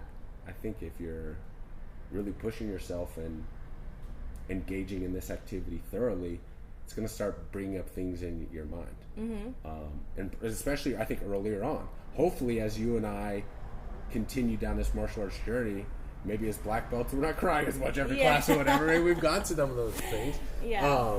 It's never like a cry about like, oh, I lost against someone. Never. It's never. It's more of like, am I doing enough, or like, who am I, or Most of the time for me, it has apps. If I'm crying, and don't get me wrong, I'm thinking I'm a pretty big crier for a guy, but I'm not crying in here every day. But if I have an emotional response to martial arts, and especially if it comes to the point of tears, it honestly has nothing to do with martial arts. It has nothing to do with the actual physical engagement of martial arts. It has everything to do with everything else. Things I've done to an ex-girlfriend, that's been a big one recently. Like in the recent months, is reflecting back on like past relationships and how I was not nearly the best person, as good of a partner as I could have been in relationships and things like that, and realizing how I've caused pain to people that I care about and love, things like that. That's what like baseball's never gonna get you. Baseball's not gonna get you that shit, dude. It's really not. It's really not. I think extreme exercise could get you there. I think like CrossFit could get you there if you're pushing yourself to the brink of exhaustion. Could get you there. You don't have to push yourself necessarily to the brink of exhaustion here, but what you are doing, or what someone else is doing to you, or what you're doing to someone else, is you're pushing each other to your physical limits. So even if you're pushing someone else to the point of tapping, there's something spiritual almost going on there, that is having an effect on your soul and on your psychology. And I've never had that experience with anything else. And I've never had an experience with any other activity either, going back to like the first day that you walked in, the first day that I walked in, or maybe it took a week, maybe I haven't day one, where like there was no doubt in my mind that I'll continue to keep doing this. Like I'd never done it before. I don't, it's not like part of my family or my culture, or my friend group or whatever. But after a week or a couple days, whatever it was, maybe it's day one, I was like, oh, okay. I will do this. I don't know if I'll do it forever, but I will be doing this for years and years and years. And I guess probably forever it will be part of who I am, because I certainly would teach my kids this. It's a weird thing to recognize, like, it's like you met a best friend. Or something. Like you meet someone day one, you're like, oh, I want to be friends with this person forever. That's a weird feeling to feel. Because I came in hungover late, and by the end of it was supposed to be an hour class, but my 40 minutes, I was like, okay, I'll be here tomorrow. 100%. Okay, I'll be here tomorrow. Okay, I'll see you next week. Okay. Like, there is no doubt that, like, okay, I'll see you I'll see you tomorrow. Or for instance, like, kind of in that same vein, right now, this is TMI, but I'm going to talk about this in the podcast anyway. and I'll probably talk about it to you. I should just talk to you about it too, just because you're a friend. I'll be seeing probably less in the next weeks. I'm going through some health issues right now. And I'll just tell you, it's like I'm shitting blood. Are you okay? I don't know. Okay. It's to the point where where are you going? What's that? Oh, okay. It's to the point where like it's not. It's going to be a lot of doctor's appointments in the next several weeks. It could potentially be something very serious. Yeah. It could potentially not be. It's clearly something significant if you're consistently having blood coming out of your intestine. And I feel like shit. And I've felt this way all year. And it's been this year. I didn't know what was going on really this calendar year. But in 2024, I feel like I've trained for a week and then I have to take a week off. And I train for a week and I have to take a week off. Just because like I feel overwhelmingly tired and sick. Like physically ill, like nauseous and like achy. Yeah. And like I said, I've played sports and exercise since I could walk. Yeah. And so this is not typical. Yeah. It's not like, and I know I do like 2 classes a day mostly and I try to go every day. It's not that. I've done that type of shit my whole life. This is something different is going on with me. And I say that to say in line with like how it kind of resonates with your soul is like, and it being a best friend over the last this year, when I know like, fuck, I have to take this week off because I'm shitting blood and I feel like I'm going to throw up every second of the day. It's like, I feel like I'm missing a friend. Yeah. Like a piece of me is missing. And I haven't told anyone about this until this week because I've been to the emergency room a couple of times this week. And so I had to tell my family and what was going on. I'm sorry you're going through that. No, it's all good. It's part of the journey, you know? Yeah. And, but this week, the biggest thing, I had to tell my family about it and kind of didn't tell my mom because I want her to freak out, but really just talk to my keep my sisters updated on a daily basis. And the biggest thing with them is they're all concerned and worried. Oh, do you go to this doctor, this doctor? Yeah. My biggest thing is like, no, guys, I just need guidance on like how to go through my day because it's like my church is gone, or my best friend is gone. It's like this very crucial part of my daily, weekly, monthly existence over the past year is gone. I don't want to say the most significant part of my life, but the most fulfilling, I would say, part of my life is gone. So now I'm like, guys, what do I do? Like, the doctor's saying, it's almost like...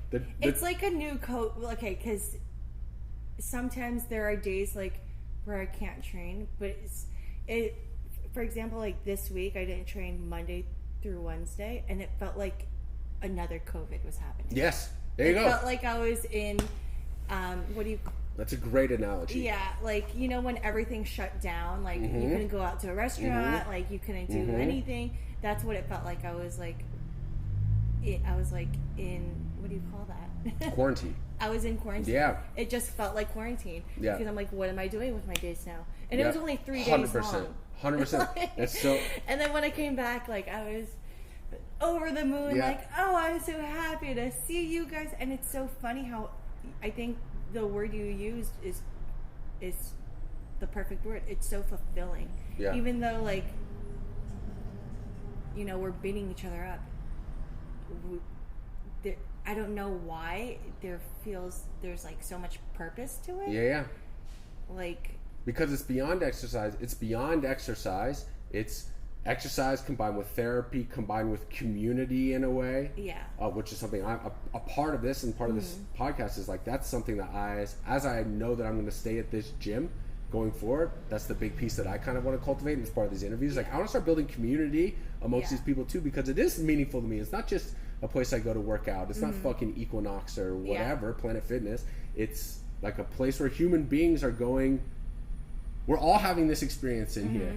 We're not just all wrestling. Yeah. You're crying. I'm crying. We're not the only ones. Yeah. We might be the biggest softies or whatever, but like everyone is going through something in here. And so that to me is like kind of magical and very interesting, something that should be investigated more. Did you know that this actual physical building used to be a church? Did it? Yeah. Ah, that would make sense. Yeah. There's like kind of that latent energy in here. You feel it. Yeah. But you know, like in my experience, you can meet any other random person on the street, and if you find out that they do jiu-jitsu, or if they find out that you do jiu-jitsu, it's kind of like a brotherhood. Yeah. We're all just like, oh, respect. Yeah. Because you train and you have skill and you know that we both know that we both have this like experience of facing ourselves every day, putting ourselves on the mat, and also if you train jiu-jitsu in a healthy way, because you definitely meet some assholes who go too hard for no reason, but like you start respecting people a lot more because they're your training partners. You don't want to hurt your training partners. That's like destroying your favorite toy, you know? Yeah. So there's definitely an output and a translation into your real life. Oh yeah. Yeah. 100%. The biggest, I hate to like reference Joe Rogan because it's like almost passe. No. And people in my life hate when I reference Joe Rogan because I'm obsessed with the guy. But he talks about this a lot. Miyamoto Musashi in the Book of Five Rings, and that this guy Miyamoto Musashi was a samurai warrior, and he was a sword fighter, right? That was his martial art. But what he would say about martial arts is that through martial arts, you see the path more broadly in all things. And that's honestly, I understood that conceptually when I would listen to Rogan before I actually started training martial arts. But it's true. It shows you the path to success or development in all areas of life. Which is basically just keep show up and put in effort. Just keep trying, bro. Yeah. And you'll really get better. It doesn't feel like you're getting better on most days. But then you look back, you're like, oh, I am getting better because I couldn't do this 5 months ago. That's the craziest thing. Is when I look back to, I guess now it's been, 15 months or 16 months I've been doing this. And I looked at where I was then and then the things I'm doing now and the people I'm doing it with now. I'm like, whoa, what if I took the same approach to like fucking, I don't know, learning another language or anything. And then I look at my life, most of the like skills that I have that I've like mastered, I started learning at a young age. So I started looking about like, well, I guess that is what I did with soccer and basketball and football. I was just 8, so I wasn't conscious of it. I just showed up to practice every day and became good at it or whatever. Or speaking Spanish, same thing. I just showed up and started talking to people every day. With this, it's very explicit. I have a class time. I'm an adult. I have a lot of other things going on. But it shows you. It's just like, holy fuck, if you just show up with passion and energy to do something on a nearly daily basis, you get really fucking good at shit. So... yeah, that's very important. The cool thing about jiu-jitsu is that like sometimes people want to talk about it with me, and I find myself sometimes, depending who I'm talking to, I'll just be like, oh, I don't want to talk about jiu-jitsu with you because, and my reasoning is because it's like probably 70% of the time what I'm thinking about is jiu-jitsu. And so for me to be talking to you about jiu-jitsu, it's such an intimate subject for me. So that like I won't, it's like quick intimacy for me. So sometimes I'm like, no. I don't know you, bro. And you're like, cool. Talking about my sex life. Right, exactly. So it's so funny, like sometimes I tell most of the people in my life outside of the gym, I try not to talk about jiu-jitsu with them because I'm like, that you don't deserve that part of me. That's like, interesting. I've never thought about that so explicitly, but I think I have the same feeling where it's like like if you found Jesus and you really found Jesus, he saved you, saved your soul, and like you're totally convinced, you would feel this obligation to tell everyone, guys, you got to know, like this, you're going to go to hell if you don't, sign up. He's coming back, that sort of thing.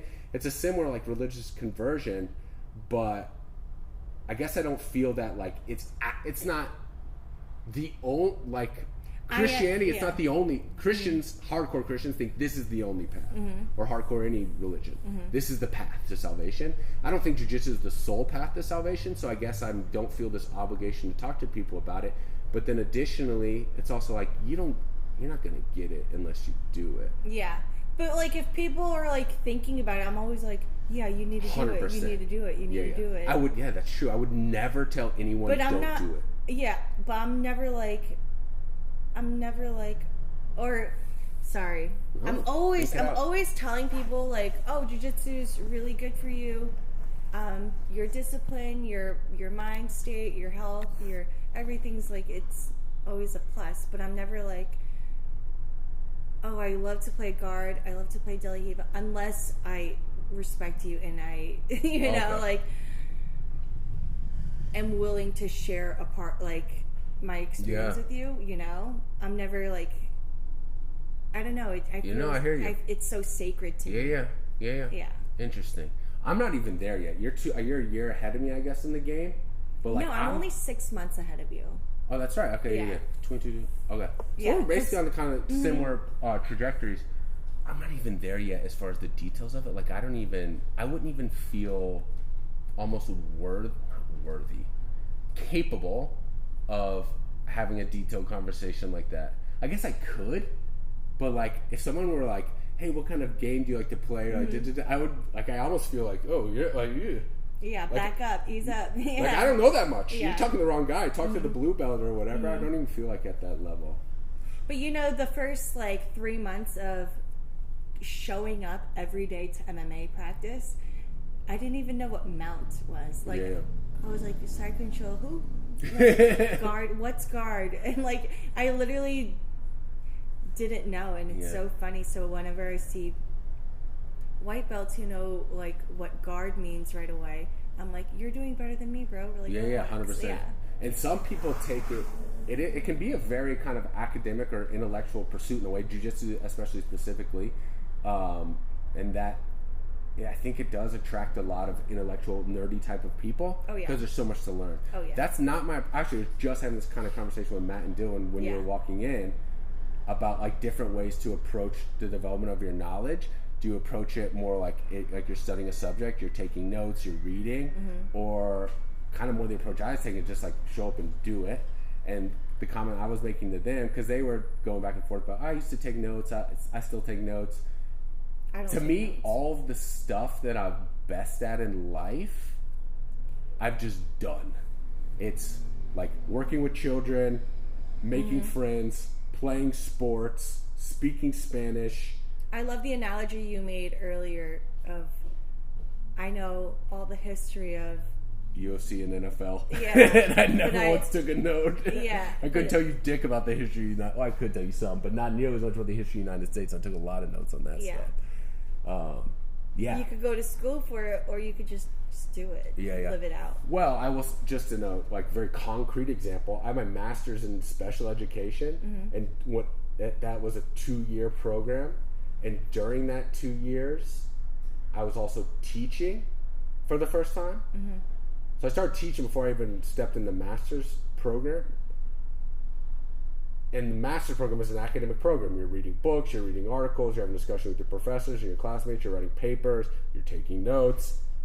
I didn't learn dick in that 2 years program, nothing.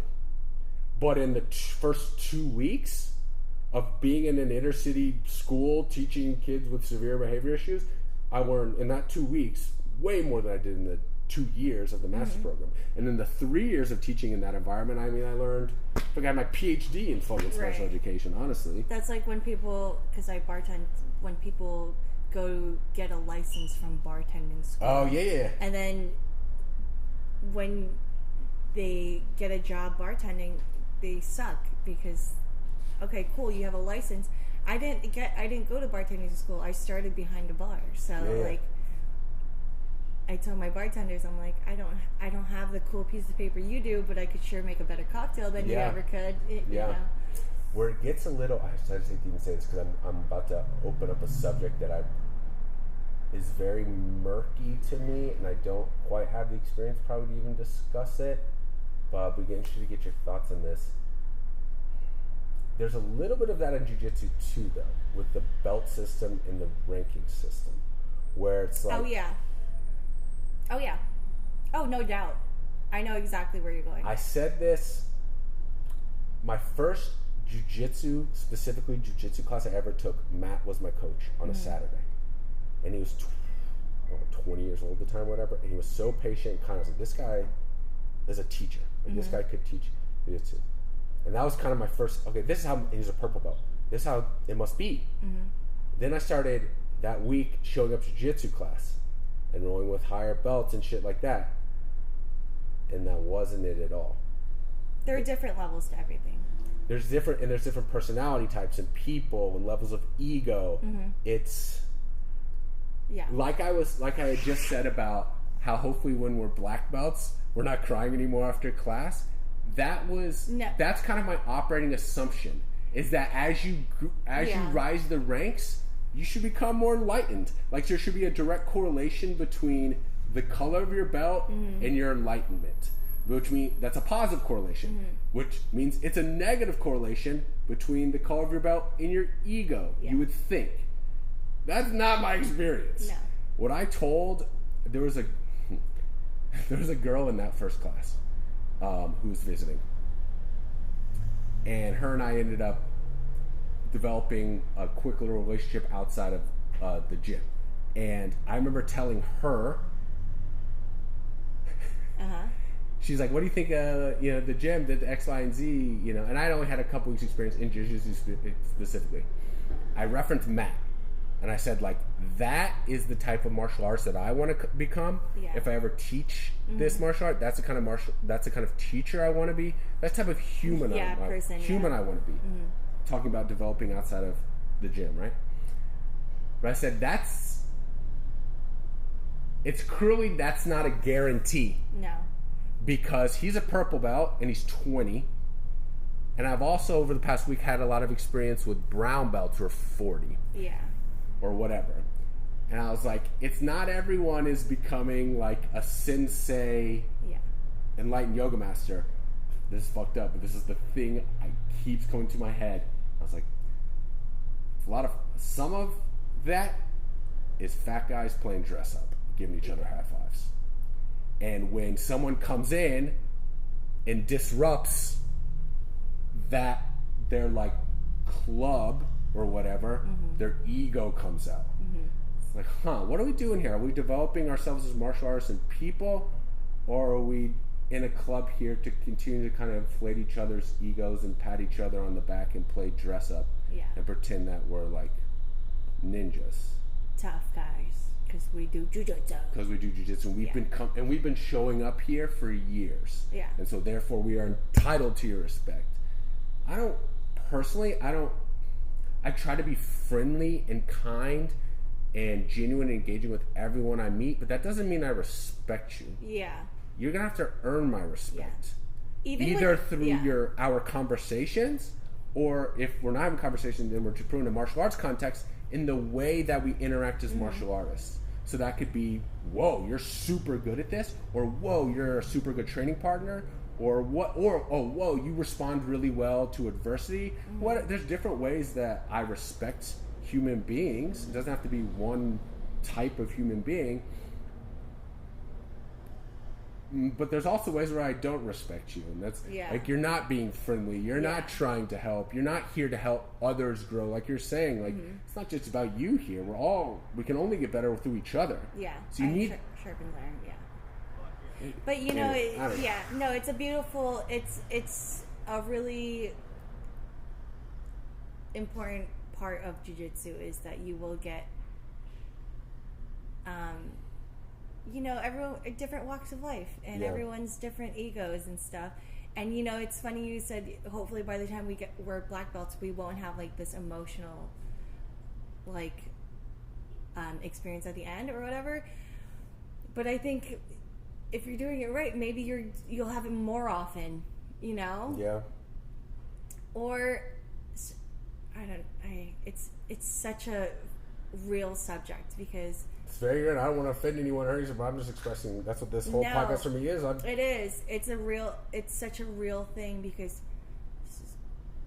jiu-jitsu is like if you're here every day, it's a part of your life. It's a part of your everyday.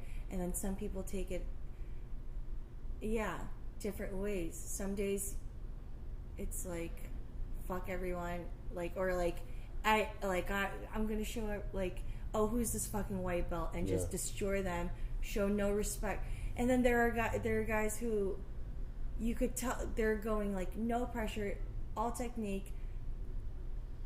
Like they're not even hurting you, but you finish the roll like, fuck, I just got destroyed. Yeah. And they're not even like putting you any submissions. Yeah. You know, just by the way, you were just like tumbled in their wave. And they're being so gentle, and it's funny, you know. And that is more, to me, is more beautiful than 100% than a 300-pound guy just sitting on you, or like not playing with you, like not engaging even. Like some guys will see me, they'll roll with me, and then they'll just like be like this and like this. I'm like, this isn't fun. This isn't fun for you. This isn't fun for me. This is for your ego. Yeah. That's what it's for. It's for your ego. Yeah. You're preventing losing. Yeah. You're not here to grow. You're not here to help me grow. You're trying not to lose. Yeah. And that's not what we're doing here, in my opinion, is not to lose. At least try to win. You know, I don't know. But it's a different approach everyone has, and I think that's what's the most beautiful thing about the mats, like jiu-jitsu mats, is that your who you are will always come through. Like there's no faking the funk. You can't lie about anything on the mat. Yeah. Like you either know or you don't. You're either tough or you're not. You know, it's like your true self is gonna show. Yeah. Yeah. Like you could tap early because you're scared, and then like that's okay. Like there's no judgment, but like who you are is definitely gonna show. Yeah. It's real. That's so the greatest real. part to me. Is it's real. Like CrossFit is the next most intense thing just physically I've done to this, and it's real, but it's not as real because it's just you. Yeah. Whereas when the obstacle is not like a inanimate weight, the obstacle is a dynamic, alive human being. Like you don't have any other choice but to engage in reality. And that reality could be me rolling with a girl, and it's very real. Like, holy shit, like I could hurt this person just by not being in control of my body. That's very real. To be like 6'4" and 220 pounds and be rolling with some chick that's 120 pounds, that's real. You need to be like, dude, you could hurt this person. Be respectful, be safe. Let's do this let's find each other's, match each other here, like you were saying. But it's also just as real if you're in the opposite situation, like you said, there's a 300-pound dude smashing you, or if you're engaged with the dude in your life, it's all very real. You can't fake any of it. And that's what I found. That's the beautiful part about all this, and the consequences are real. It's like you really are getting choked out. Like, you don't tap, there's going to be a real consequence to that. You're going to lose consciousness, or you're going to break a limb. Like it couldn't be more real. There's like no avoiding it. I think that's what I love about it most. Is it's like it's not avoiding it. There's no faking here. There's no bullshit. Yeah. This is real shit. I don't know. That's what I love about it most. It's authentic. Like, you can't be any more authentic. Yeah. And then mixed martial arts, MMA, is the realness on a whole different level, right? So, yeah. It's a beautiful thing, man. It's, it's magical. It's religious in a way. It's physical. Yeah. But it's kind of crazy how addicting it is because, we all show up, right? We're all here and we all show up every day and we come back. And I think the people who get addicted to it the most, or like in my opinion, is like people who actually want to get better. Yeah. Like if you're training, it's because like you're just like, oh, I want to learn something. So I think that's what's so beautiful about it. It's like, oh, like that's what the human experience is to like grow and expand instead of just like being kind of like stagnant. Like so like the people who do show up and put in the work and like are gentle and respectful to everyone, like that's just an attractive quality in a human being. It's like, oh, like you like growth, you like learning, and like you. I think it's attractive, like, of Matt to like teaching, right? We're all like you could definitely teach a white belt something, right? But you're definitely learning. Yeah. Like it's like such a beautiful flow of life. Yeah. It is life. It's a microcosm of life. It's very much life. Think about that all the time too. It's like even within like a roll, within a 5-minute roll, is a microcosm of life. Because, like, here's my plan going in. Not sure if this plan's going to work. I'm going to have to adjust the plan as needed. Oh, shit. Immediately it didn't work. Yeah. Immediately I need to adjust my plan. Okay, what are my options from here? Yeah. And it's all happening like this. There's no time to think about it. You just have to react. And that's life, dude. Yeah. You have a plan going in. Okay, this is what I want to do. This is what I want to get done. Here's your first shit, it's a fan. Yeah. This is my goal. This is what I'm trying to get to. Fuck, I didn't get anywhere near that goal. Yeah. Okay, I guess I'll have to start again next 5 minutes. And this is why jiu-jitsu consumes 70% of my thoughts. Mm-hmm. Yeah. Because I could be thinking of a single roll, or I could just be thinking, you know, like there's like, it's all I want to do. Mm-hmm. I don't know what, like, but like, and it's exactly like real life. And also like when I'm walking around, sometimes there are days there's parts of my days I'm walking around and I just go, I could choke that bitch out so fast. Like, you know, but that's just where I am in my brain. And then, you know, and then like there are other moments of my day where I'm just like, man, I didn't get beat up enough today. Like Ellen, you're blocking someone. Okay.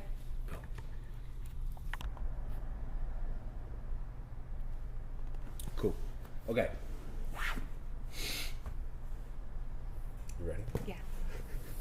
So, you did have an MMA fight. I did. You went through the whole program. Yeah. Did you get the dog? I didn't get the W, but I found the dog. What came first, the fight or the dog? The dog. You got the dog before you ever fought? Oh, I didn't know what you were talking about. No, I got the dog way after. The fight? Yeah. Okay. So you did the 20-week MMA program. At what point did you realize you are going to fight? Probably like...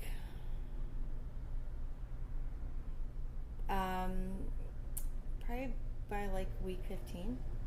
Week 15. Okay, so into it. Because they needed to like make the matchup, and they kept calling like, "Are you gonna fight? We have an opponent for you," or like, you know, they had to make the matchup.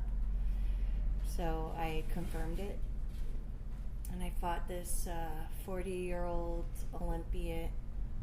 She was Hawaiian, but was probably like she was 40, so she probably had like 30 years of athleticism under her belt. You know what I mean? Olympian is what you're about to say? She played Olympic soccer. Jesus Christ. Yeah. I wouldn't have fought that chick with no experience. No, and then she had like, I only had 6 months of MMA training. That's what I'm saying. Like, but she had a year of boxing training. So. But I still took it. Yeah. But dude, an Olympian? Yeah. That level of, if you told me tomorrow, hey, we've got a same size guy as you who's 40. But he's never fought before, but he was an Olympian soccer player. Dude, even still, but that's like in a crazy level of discipline and work ethic and athletic cardio. Yeah. Like, yeah. It was cool. So how was that? It was awesome. Were you scared? No, because I was dumb. Okay. Because I didn't know what to be scared of. Okay. You know what I mean? Like, there's no frame of reference for fear at that point. I mean, that's watch how UFC. I am. You watch UFC. But yeah, but you saw I've Ronda never Rousey knock chick out. Yeah. You seen chicks get her arm broken. Yeah, but I haven't experienced it at that point. You know what I mean? There was no frame of reference to fear. Yeah. Yeah, I get you. I see what you're saying, but also I'm just trying to put myself in my head. I'd be like, "Fuck, I've never gone to war." But if you're telling me I'm getting shipped out to Afghanistan tomorrow, or wherever, I would be fucking terrified. And it's funny because I wouldn't be, because I don't have a frame yet. Huh. Like if you told me to jump into the ocean, you are stupid. Yeah, exactly. It is no, stupid. I'm kidding, no, but seriously, a lot of people are like, genius, "Wow, that's actually. so crazy." I'm like, no, I was dumb. Like they're you know, like I could jump into the ocean. Like the first time, I would do it, but the second time, I know better. Right. Yeah. Yeah. You know what I mean? So would you be scared now? Yeah. Now you would be scared. Now I know what to be scared of. Were you scared when it started? No. The fight started? No. Okay. And I don't think I ever got scared. Until after. And then I was like, oh, that sucked. I was more disappointed about the loss than the probably 40 punches to the face. Oh, really? I feel like I would feel so... But I mean, I would hate to lose, but I would also feel like, oh my God, I did that. Fuck yeah. Yeah. But, you know, like, the only thing I am proud of is that everyone... The biggest compliment I got was like, you showed so much heart.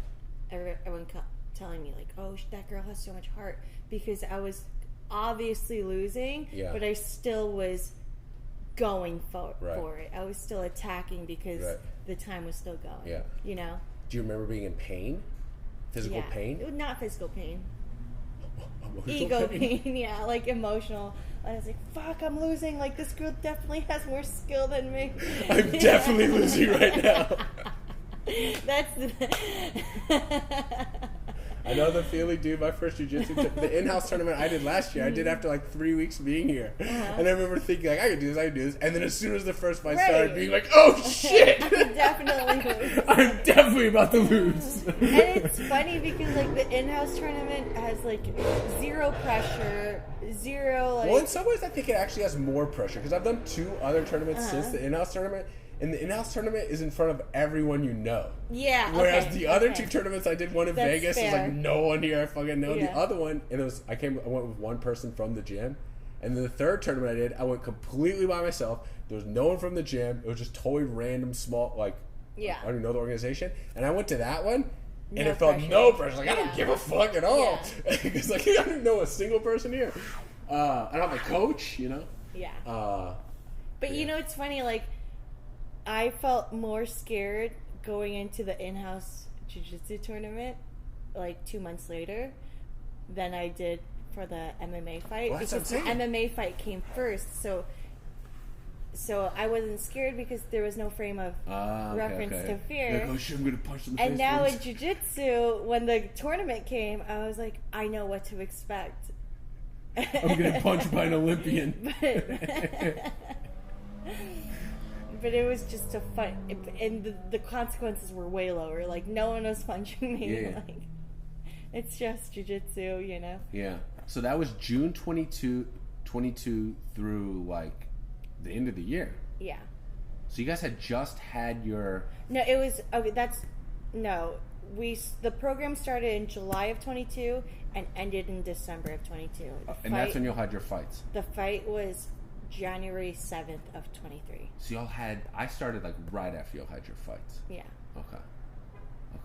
And after that, were you doing any specifically Muay Thai or Jiu-Jitsu classes while you were doing Alta? While you were doing the MMA classes? Yeah, because I started doing the Muay Thai classes only because the MMA program was at 7, and the Muay Thai class on Monday, Wednesday, Friday was at 8. Right, that's right. They used to have those classes right afterward. Okay. And then after you're done with your fight, well, in the middle of the MMA program, it had already registered with you that, okay, I'm going to continue down this martial arts journey? Yeah. Okay. And after the fight, what did you focused mostly on jiu-jitsu, right? Yeah. Okay. Because even halfway through the MMA program, Edson was like, you're such a natural grappler. Mm-hmm. Like... And even my other coaches would be like, where did you train before? I'm like, I didn't. Mm-hmm. Like I have no jiu-jitsu experience. And he's like, no, you definitely taken a class. I was like, I've never even put on a gi before. Like, what are you talking about? But I'm just naturally just a better grappler. And also, I think towards the end of the program, I was doing Muay Thai, and I would just get like boxer's fingers, or I forget what it's called, but like my wrists would get messed up from the punching, and my knuckles would swell because of the punching. So I realized like, oh, maybe like punching isn't my strong suit, and the only like good thing that I did during the fight was I got an ankle pick to like at the very last seconds of the first round, and I almost got her in a triangle in like maybe the second round. But the third round, it was just like we're both exhausted and I was trying to get her in my clinch because she was punching me so much. Oh, so it went the whole time? Yeah. Oh, so you tried the whole time? Decision, yeah. Oh, that's awesome. Yeah. That's a fucking win. Yeah. Giving your opponent? Yeah. I think it's a win. I But thought I you got didn't. stopped in the But first I round or did. something. I wasn't even going to ask. No. So I just pictured some No. freaking bounty you smashing your face in. No, I went. It was only 6 minutes, but like, that's why I was so scared, because only 6 minutes of MMA is insane compared to 6 minutes of jiu-jitsu rolling. You know. Yeah. But the first time I ever did like a real tournament that wasn't in-house, I got like that metallic taste in my throat because of all the breathing, like adrenaline breathing. Yeah. But now I don't get that way ever. Yeah, me either. Yeah. Yeah, I know what you're talking about. That first jiu-jitsu tournament. The adrenaline dump. Yeah. Like I said, I'd played sports my whole life. I've been in football games and big soccer games and all kinds of shit. CrossFit competitions. This was just a fucking in-house tournament. And I remember as soon as that fucker started, I felt dead. Yeah. Like, it was such an adrenaline dump. Yeah. I was like, I'm not even me right now. What just happened? Mm-hmm. I could get killed right now. Yeah. I've never felt this way before in my life. Helpless. Yeah. Yeah. Energy management, anxiety management, that's the biggest fucking thing. That's something in jiu-jitsu now I feel like probably I've excelled in most as far as my jiu-jitsu game is like, stay cool. It's all good. Just keep breathing. Stay relaxed. Don't get high. Don't get low. Mm-hmm. It's so important. Yeah. As it is in life. Right. Like, yeah, stay cool. Exactly. Don't get too high. Don't get too low. Respond to things in a level-headed manner. Like, something good happens, don't think that, like, you're the man and this is going to last forever. Yeah. Same thing if something bad happens, you're depressed right now. Don't go fucking jumping off a bridge or think that you're going to feel this way forever. It's the same shit in jiu-jitsu. It's like, okay, just ride the waves here. Stay steady. Mm-hmm. Yeah. Same shit. So after that fight, you knew you were in, but you were thinking, okay, now I'm going to probably focus most of my time and energy on jiu-jitsu. Yeah. Okay. And have you been doing tournaments since then? Yeah. Okay. And do you plan on continuing to do tournaments? Mm-hmm. Okay. The tournament, I'm not like a competitor. I just like testing myself. Like, it is a hobby and like a lifestyle for me, but like, I think it's really cool just to be like, how am I doing against everyone else? Like, everyone 100%. Else that I'm not training with inside my gym. I'm struggling with that now. I think maybe I mentioned this to you actually one time at the sauna. Maybe I feel like I've only said it to one person. I think it was you.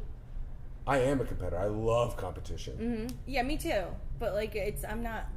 But I do also feel like I get plenty of competition here every day. Yeah. It's like every day you can have your competition thing filled.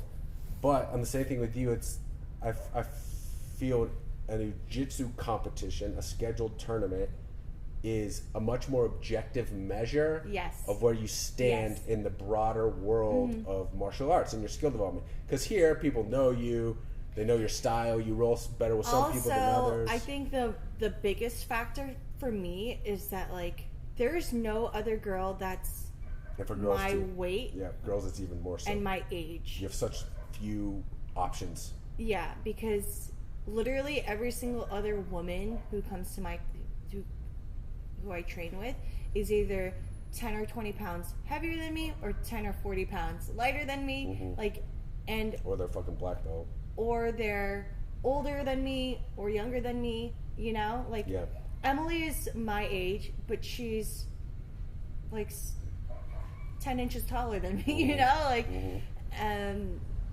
maybe I'm around the same weight as Jess, but she's older than me. And then maybe I'm close to Erica, but she's a black belt. So, like, it is a perfect, like, a measurement of where I am is the competition. It's not like I'm going there to, like, get gold, like, you know, like, that would be cool, that would be nice, but I just want to test myself, like, am I actually, like, can I hold my own? 100%. Yeah, 100%. Yes, even more so as a girl, just because you have less training partners. There's much more dudes in here than there are guys. It brings up a question. I wasn't planning on asking this question, but it just brings up a question. I've talked to some girls who will only are very selective about who they roll with. Oh, absolutely. But not even from like an injury standpoint, from more like a, I guess, sexual standpoint. Is that a thing? What do you mean? I roll with anyone. Okay, that's why it's not you. I feel like you roll with anyone. Yeah, I'm down for the challenge. I'm like not the. I'm very your non-traditional chick, because some girls will only roll with people they know that won't injure them. Like they won't roll with a spazzy white belt. They won't roll with anyone spazzy. They'll only roll with people who will go light on them, or they don't. You know what I mean? Yeah. I don't know any girl who will only roll with people who they find sexually attractive. No. I had a conversation with one girl. She had a boyfriend, and she told me that her boyfriend won't allow her to. I found that very strange. I was like, "Wait, you're in here training jujitsu on a daily basis? Almost everyone in here is dudes. You know that, right? And you show up on a regular basis, but." And it's funny. You're only gonna roll with like this small group of individuals. It's like approved men or women. It's like that seems like you're drastically limiting your development. That's a different subject. Yeah, that's it is a different subject. That's a relationship thing. Okay, that's why I was like, I don't know if we brought it up. No, but it's funny because I just couldn't imagine having a girlfriend in here and being like, yes, you can roll with them, and no, you can't roll with him because he's too hot and I'm too insecure. I really wasn't going to go that far. My only thought would be like, I would want anyone, even if it's not someone I'm in a relationship, but I want anyone here to spend their time the most wisely and most productively. Yeah. It's like, to me, I don't know, I'm a weirdo though, so it's like it's like the opposite of what I would think would be a good boyfriend. Yeah. A good boyfriend would like encourage you to be the best jiu-jitsu player you could be, or best martial artist you could be. As like a boyfriend's placing these restrictions on you, they're going to limit your development as a martial artist. I found that very strange. I get it. Also, she's not having the jiu-jitsu experience because we talk so and like it's, you know, jiu-jitsu is real life, like, you know, like we've talked about like how it translates to real life. Like in real life, someone who's like, your jiu-jitsu is only going to be used against someone who is attacking you, and it's going to be like a 300-pound man. Especially girls. Yeah. That's the other thing. Girl, like, you're sorry, but like, you're not going to get attacked from a supermodel. 100-pound chick. Like, and that's who you're training with, you know? Yeah. That's the only You're going to get attacked by some creepy fat guy in an alley. Exactly. and there's plenty of them here to practice with. Exactly. That was my exact thought, dude. Yeah. So I think about the little girls that I take care of. I don't have any kids of my own, but I've worked with plenty of kids. I care about kids deeply, so, you know, of all genders, but especially girls. Mm-hmm. I think this is an essential skill. Yeah. I'm really pushing the parents of the girls I take care of to get them into martial arts. If I have a daughter, it's like not even a question. Yeah. It's like, dude, that's the once again, that's the opposite approach of I feel that a girl should take coming in here. A girl I feel should take coming in here. Obviously, you need to be respectful of your physical body not getting injured, and like make that clear, like, hey, don't hurt me, sort of don't put pressure on me. Right. You can break someone's rib, you know, just by putting pressure. But also, it's like, don't you want to? Yeah, like you said, you're not only gonna. Your threat in the real world is not gonna be some chick at the club. You know. Anyway, I found that very strange, but I mean, at the same time, I get it. Because it's a very intimate sport. Yeah, I mean, you are. Yeah, it's like you're in sexual positions, and a lot of times, and it's like, a lot of times I'm like, I feel like half the time I'm slapping someone on the ass or whatever, you know. So yeah, it very is, but it's like. But it's like the best part of like. Yeah, exactly. That's the best part of it. And you weren't there at the gala. Why weren't you? Were you? At the gala. No. Yeah. Why didn't you go? Honestly. Why? I didn't feel like I was like part of the club enough to go. I felt like if I had showed up the gala, people would have been like, "What's this guy doing here?" No. I know. I knew that after the fact. Actually, Alberto said something specifically to me like the next day. Yeah. Like. And I don't know Alberto that well, but he said something to me. I was like, dude, I just come back to the gym. I haven't been here the whole year. Yeah, I was gone for several months, And I just come back when the gala's happening. I was like, I wanted to go to the gala. Honestly, I'm a social guy. I like that you have to go to the next one. 100% I will. And it was the best formal party I've ever been to, because like if you ever go to like a wedding or a bar mitzvah or a sweet 16 or whatever the formal party is, we had the best dance floor. People were spilling over. That's awesome. And it's because we've all tried to beat each other or choke each other out already. Yeah. Like there's no shyness. Yeah, exactly. In this right.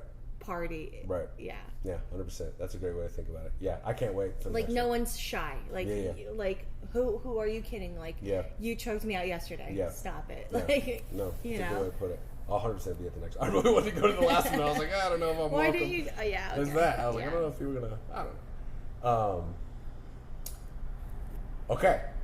Kind of outside of martial arts, what do you want to do with life going forward? Like, what do you want to do with your life? What do you want to be when you grow up? Do you want to have a family? Those sorts of things. What are your hopes and dreams about life? Obviously, martial arts. I struggle with this a lot. Me too. That's why I ask. I struggle with this a lot because I'm so comfortable and happy with, and like just filled with gratitude with where I am right now. Mm-hmm. Me too. And I'm just so enjoying the moment, and I really am scared that like this moment is just going to be my life, and like that won't be cool. Mm-hmm. Like I don't want to be 40 and like having this same exact lifestyle pattern.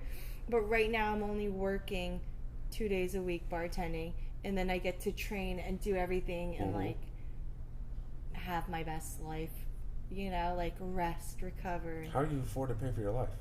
Because of my work. 2 days a week? I'm very I budget well. Okay. You know, like I don't have that many. This is LA. You have an apartment, you have a car. Yeah, but my car's already paid off. I pay my rent and my bills, and I don't go out that much unless it's for fun. Not to run the numbers here, but I mean you have to be making at least. I make like $35,000 to $40,000 a year to survive. As a I make I make probably like $1,000 a week. Right? Whoa! On 2 nights of work. Yeah, probably. I have a really good job. What do you bartend? At a boutique hotel, yeah. Oh, so it's like a fancy.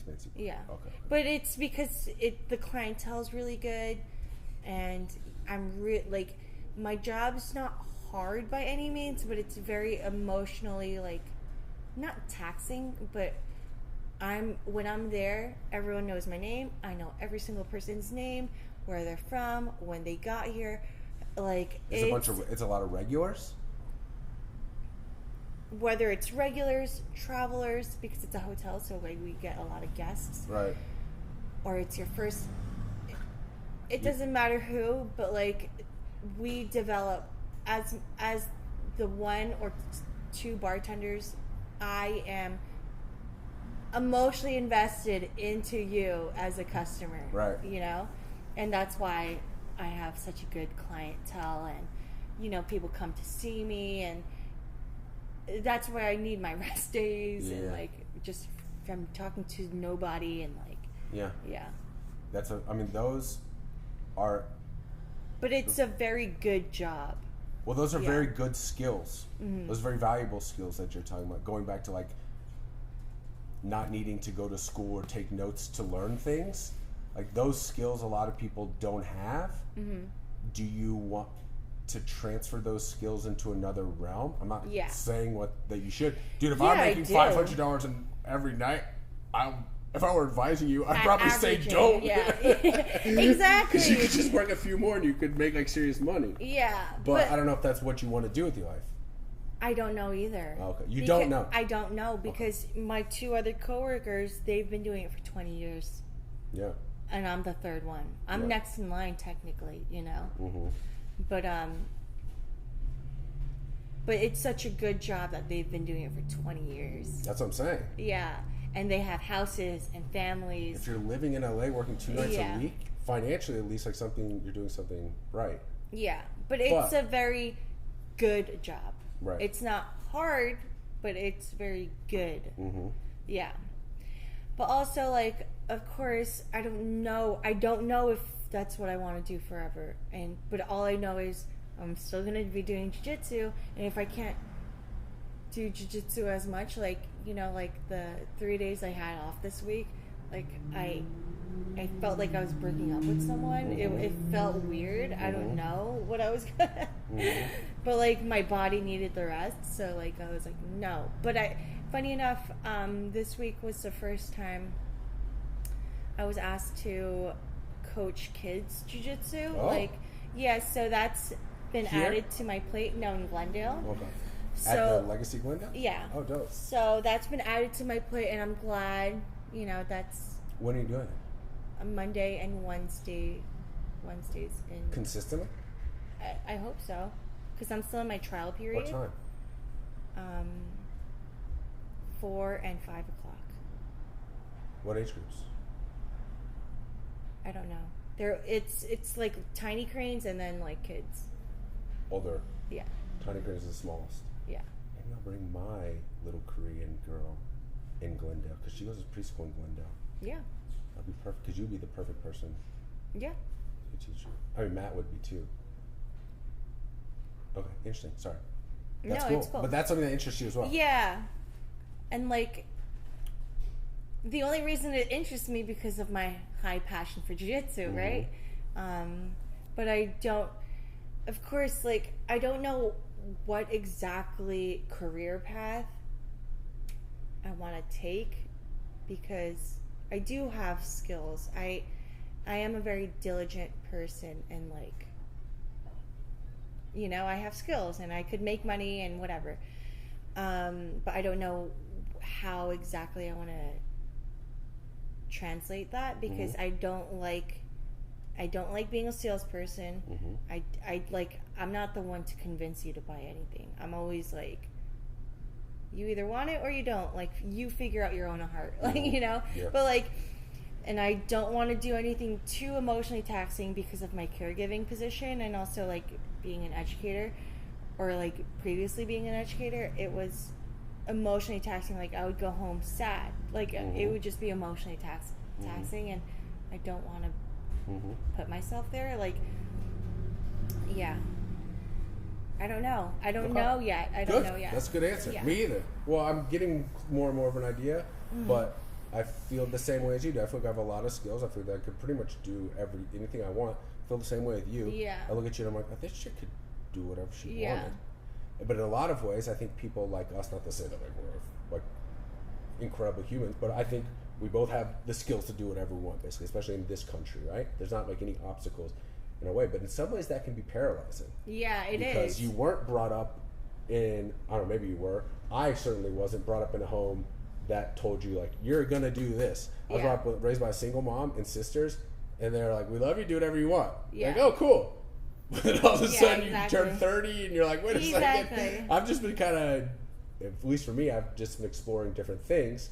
And jiu-jitsu, once again, has taught me that, like, if you focus on one thing, you'll get incredibly good at it. So I'm like, wait a second, I could do this in a career. I could be a millionaire, you know? But I still don't know exactly. It's probably going to, being a nanny, having taken a break from the school system for a couple years, and then now working with kids again over the last 4 years, which is crazy, I realized, like, okay, I can do anything. This is not only something that I love, it's something I find very meaningful. And I'd forgotten that after years in the school system. Right. That this is meaningful and it brings me joy and under the right circumstances. And I think it's super important. I try to reflect it like, okay, we only have so much time here on Earth. Like you're saying, like you can pay your bills and survive on 2 days a week of work. I found that I can do the same thing, not necessarily bartending, but whatever. Okay, so my survival is already set, right? Do I want to just enrich myself, like continue accumulating like wealth as for myself, or is it more valuable to like leave an impact. Yeah. And if you do leave an impact, like, how do you go about leaving that impact? And so that's kind of the philosophy or approach to life I'm kind of navigating now. Is like, okay, I'm set personally. I don't have any like material desires. It's like I want money for freedom and flexibility and time, but I don't desire like big shiny things. Okay, so that's not gonna be the goal. Big shiny things is not gonna be the goal. Freedom and flexibility and time is a goal. So you need money. Now the other goal is impact on people. Yeah. I'm growing as a human being a lot. I feel like doing this in jiu-jitsu. Okay, that feels good. I'm growing. I feel like I'm going down the right path. Okay, now that I feel like I'm good and growing on the path of growth and expansion, how can I help other people be on the path of growth and expansion? The easiest place to start is kids. They're fucking just little balls of clay, right? They're already in the path of growing. You just kind of have to like guide them there. So yeah, I think I've registered in my head, okay, I will be working with kids. But I'm in the same boat as you. I don't know exactly what I want to do. I'm not a lawyer. I'm not a doctor. I'm not a fucking, accountant or whatever. I just know working with kids is meaningful. It needs to be done. I find it passionate. I'm good at it. They respond well. So I don't know. I've narrowed it down, I guess, to that. Yeah. And everything else is kind of like, whatever, man. Yeah. Do you want to have a family of your own? Yeah, one day. I hope so. But like, again, I am so happy and comfortable with my life that if I had to choose a partner, they would have to also have their own life that meshes well with mine and like would add value and bring joy, because I already have so much fulfillment. Right? So it's kind of like, what are you adding to like something that's already full, you know? Yeah. So that's something I've been talking to God about, is like, how do I reposition myself to have a partner? Do you believe in God? Yeah. Like Christian God? Well, I'm like spiritual. Okay. Yeah. But you're not. Do you go to church or any sort of? I don't, but I like to. I like going to church. I grew up in church, but I haven't been recently because I don't know. I'm similar. I grew up not in Christian church, but I grew up in religion. My mom was Baha'i, the Baha'i faith, which kind of believes in the unity of all religions, and I grew up in that world. But same thing. I don't go to church. I don't subscribe to any religion. I certainly consider myself spiritual though, and I enjoy going to church. Yeah. Like I have a good friend I used to teach with in Phoenix, who lives in LA now, and she's super Christian, and she invites me to church on a regular basis, and I love going to church. Yeah, like a little too much, and I'm like, hey, you're not sucking me in. But because they really want to suck you in, and I don't buy in. I don't like exclusivity. Like I was saying with jiu-jitsu, I don't think this is the only path to self-development. I don't think going to church and Christianity and the Bible is the only path to self-development. It's a path. That's why I don't like my religion. The only thing that turns me off about like subscribing to church is that like, join our church today. Yes. You know? Yeah. That's when I'm just like, no, I'm never going to do that. But if it's like, come and go as you please, you'll see me there every week, you know? I like, and that's just who I am. Okay. Because I'm also weary of a lot of things, because I'm just like, everything's a business, you know? Yeah, 100%. In my brain, like, that's such a turn off for me. 100%. Or like, I'm just aware of it, so I'm just like, you're not tricking me today. Like, you know? Yeah. But like, also like, I'm 27, and like, I have plenty of friends who are single and in my same boat of like, I'm single, I live with like a roommate, and like, life is good, we're all fulfilled. But also like, my closest friends are all married with kids. How old are they? I have 2 girlfriends. They're just a year older than me, and they are married with kids. Okay. Or like, where are they from? We all grew up in Jersey. Yeah, it's an East Coast thing more so. No, but like, I think we're just at that age. Okay. Right? Yeah, I think there's geographical influence. But they both don't live in Jersey. Okay. Where Yeah. do they live? Well, my closest friend, I consider my sister. She has a 1-year-old. She lives in LA. We like. Oh, okay. I find LA. When I lived in DC and when I've lived in LA, I found that all the family building process is significantly more delayed than. Dude, I'm from Georgia. Yeah, my friends everyone got has married. like 6 kids already, huh? Yeah. As soon as we graduated college, I was getting invited to weddings. Yeah. And I didn't realize, like, I grew up with a single mom. Marriage was never even a concept in my head. Yeah. I remember I was going to spring break with some buddies at UGA. We were driving down to Miami, junior year of college, and my one buddy had been dating his girlfriend since 8th grade. And the other buddy in the car was like, when are you and Yentl getting married? And I was like, what? Yeah. And he said, yeah, probably a year or two after graduation, like once we get our job settled. And I was like, whoa, we're doing that the too? lifestyle's so like, different. Yeah. I never realized that, like, oh, that's the path we're on as well. And I'm Yeah. still like looking around and seeing if that's even a path. I know I want to have kids. Yeah. I don't know if I'm capable of maintaining a long-term romantic partnership. I mean, I see the value in it. Yeah, And if I have kids, you definitely want to have that. But like, and then I never had that model growing up of like, this is marriage. Yeah. And so my entire adult life has been like experimentation in relationships, I guess. It's definitely more difficult when you don't have the model set for you. Yeah. Because my parents, they're still married, but like I tell them regularly to get a divorce. Yeah. Because it wasn't like a healthy relationship by any means, you know? Yeah. But and I don't want to find myself yeah. in that situation. Yeah, yeah. But I'm also not under the delusion that because you have a healthy partnership now and you guys have built a healthy family that this is going to last forever. Right. Who knows? We all develop.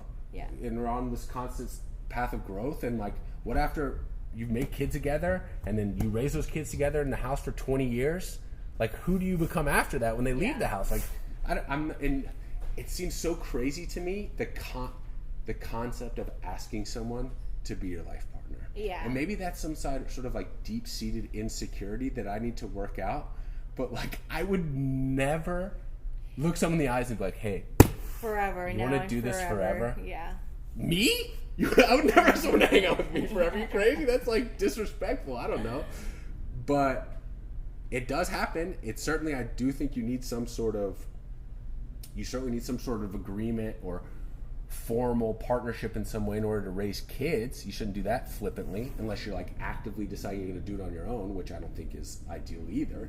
So yeah, I think we're in similar boats in that way as well. I want to have kids. Like, that's the goal. I just don't know if you have to get there. But I like not to get philosophical on you, but like everything's a projection of what's inside. So like when I hear you talk, it's because probably you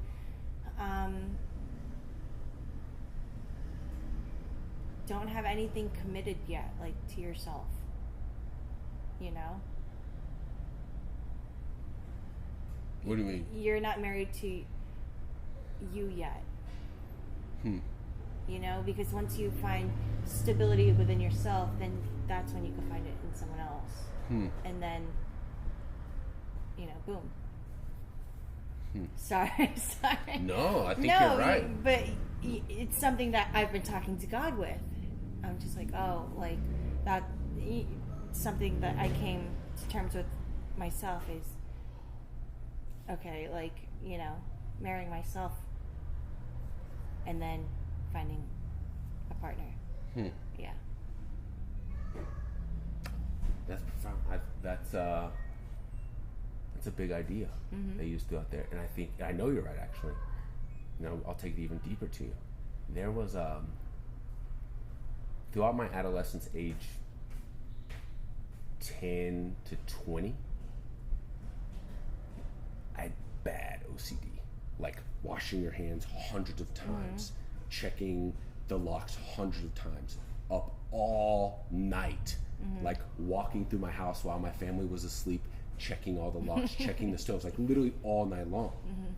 This went on for years. Like, it's debilitating. It's every second of every day are these repetitive bullshit thoughts that like if you don't take off your shoes and retie them 72 times, your mom's gonna die on the way home from work, and that just takes over your brain.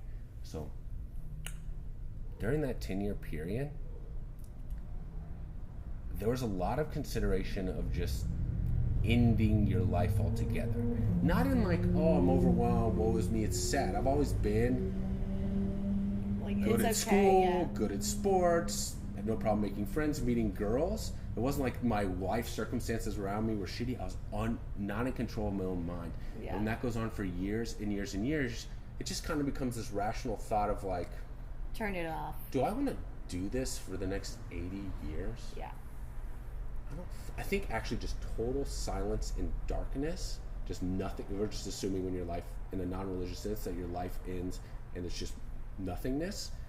That sounds a lot better than mental anguish. And I think, and those issues lasted into my 20s, and I started receiving treatment in college and waxed and waned with the success of that treatment up into my 30s. I'm 36 now. So I think really only in my 30s, which has been 5 years of existence, have I been certain. It sounds fucked up, I'm not trying to freak you out or anything, but I'm just kind of piggybacking off what you're saying, because I think what you just said is 100% correct. I think really only for about 5 years have I been certain that I won't take my own life. Yeah, to keep at living. Some point. Yeah. Not that I was certain before that I would, but it was a question. Mm-hmm. Yeah. I don't fear anything.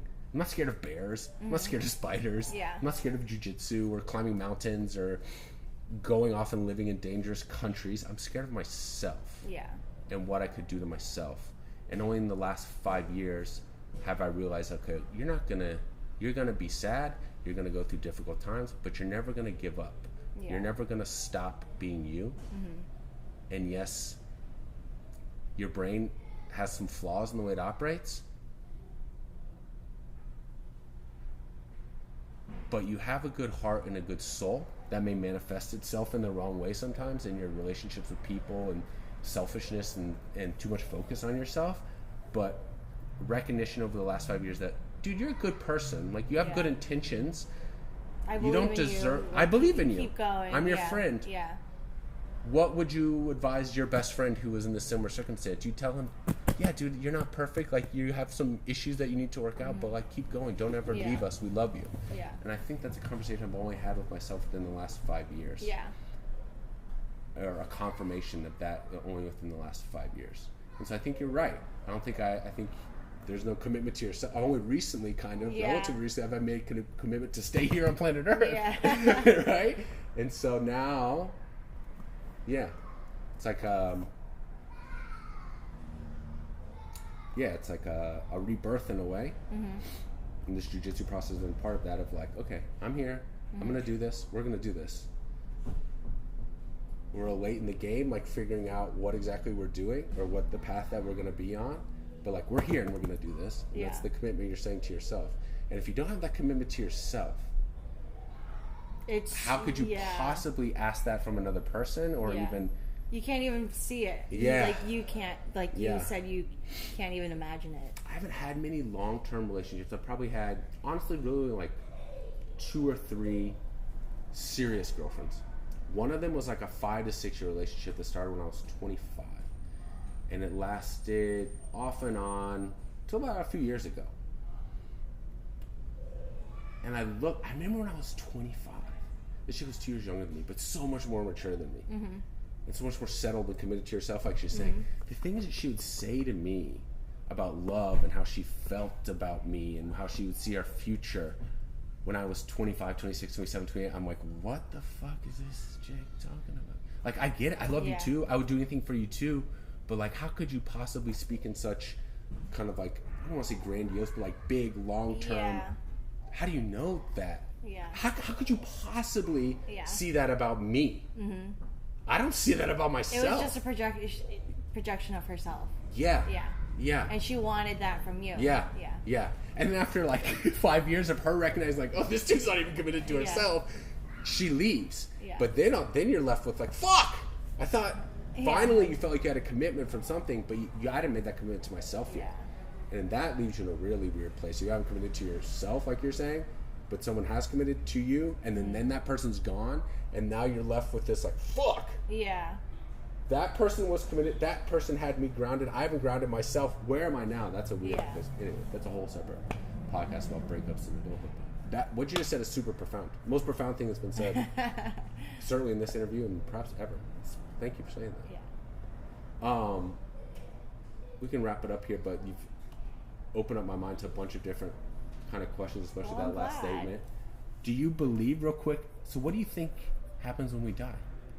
What do I think happens when we die? My grandma died on Monday. I'm my very last grandparent. so sorry. So it's not like a sad thing. Yeah. But it's been on my mind all week. Yeah. What happens? You know, I said, okay, there are times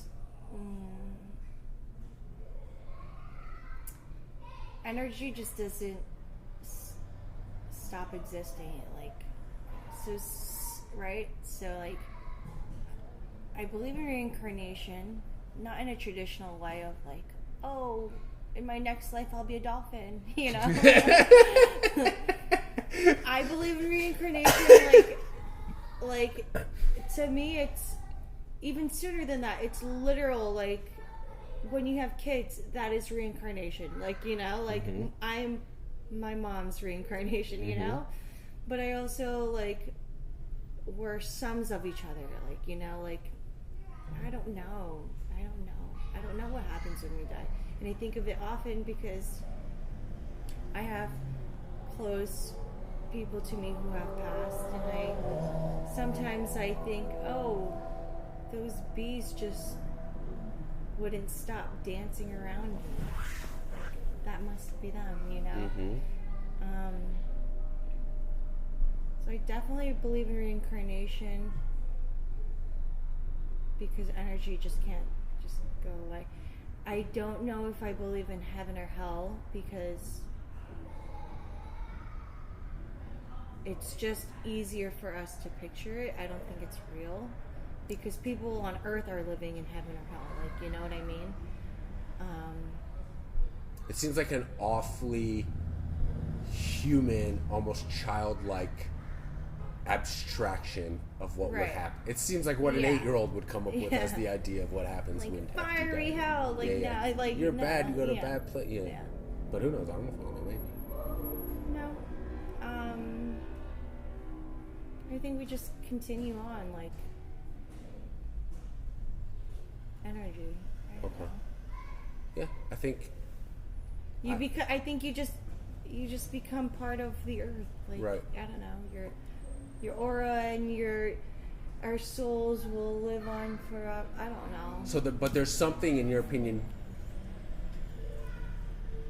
metaphysical or beyond physical to this existence. We're not just a body with electrical impulses and organs inside of it that cease to exist when our heart stops beating. There's something more to us as human beings that exists beyond physical form. Yeah. Okay. But you know, sometimes it's like a lot of people will be like, "Will I see my grandma in heaven when I die?" It's like, who says you'll have the same desires to see her? Right. You know. Yeah. Like when you're dead, you're dead. Like you'll just exist, and that joy of like seeing your grandma is like you'll already have it because you're just there's no pains of the earth. Like you're just with existence. Yeah. You're just with the universe. Yeah. I feel closer to my grandma, and that like she's like been next to me for the past 5 days. Like she's like, go away. Yeah. And I never felt that when she was alive. Yeah. If anything, I was like, my fucking grandma. She's always annoying my mom. Now it's everywhere. Yeah. I feel like she's a part of me. Yeah. In a way that I never felt she's a part of me before. Before she was my grandma. She was like this external entity that I respected and helped raise me. Well, her soul was compacted in a body. Yeah. Now it's just everywhere. Yeah. Now I feel like she's part of who I am. Yeah. Before she was just like not just an old lady, but like She was a family member. And you know, it's like a crazy thought that like I had even when I was like a kid, like 4 years old. My dad had a sister who died of cancer when he was like maybe 10 years old. She must have been like 7 years old, right? Or something. And like even when I was like 4 years old, I would think, I'm my dad's sister. Whoa. Like to this day, I'm me, but I'm also like my dad's like, you know what I mean? Like I just know in my heart, I'm just like, I'm reincarnation of many things that were before me. Mm-hmm. So that's just where I'm at in my. Where do you go when you're dead? It's not heaven or hell or whatever. It's like just like you'll live on. Mm-hmm. Through what? I don't know. Through who? I don't know. But like, do you become an ant and then just die? I don't know. Yeah. I don't know. Okay. We're gonna leave it there. Yeah. Cool. Thanks. Thank you.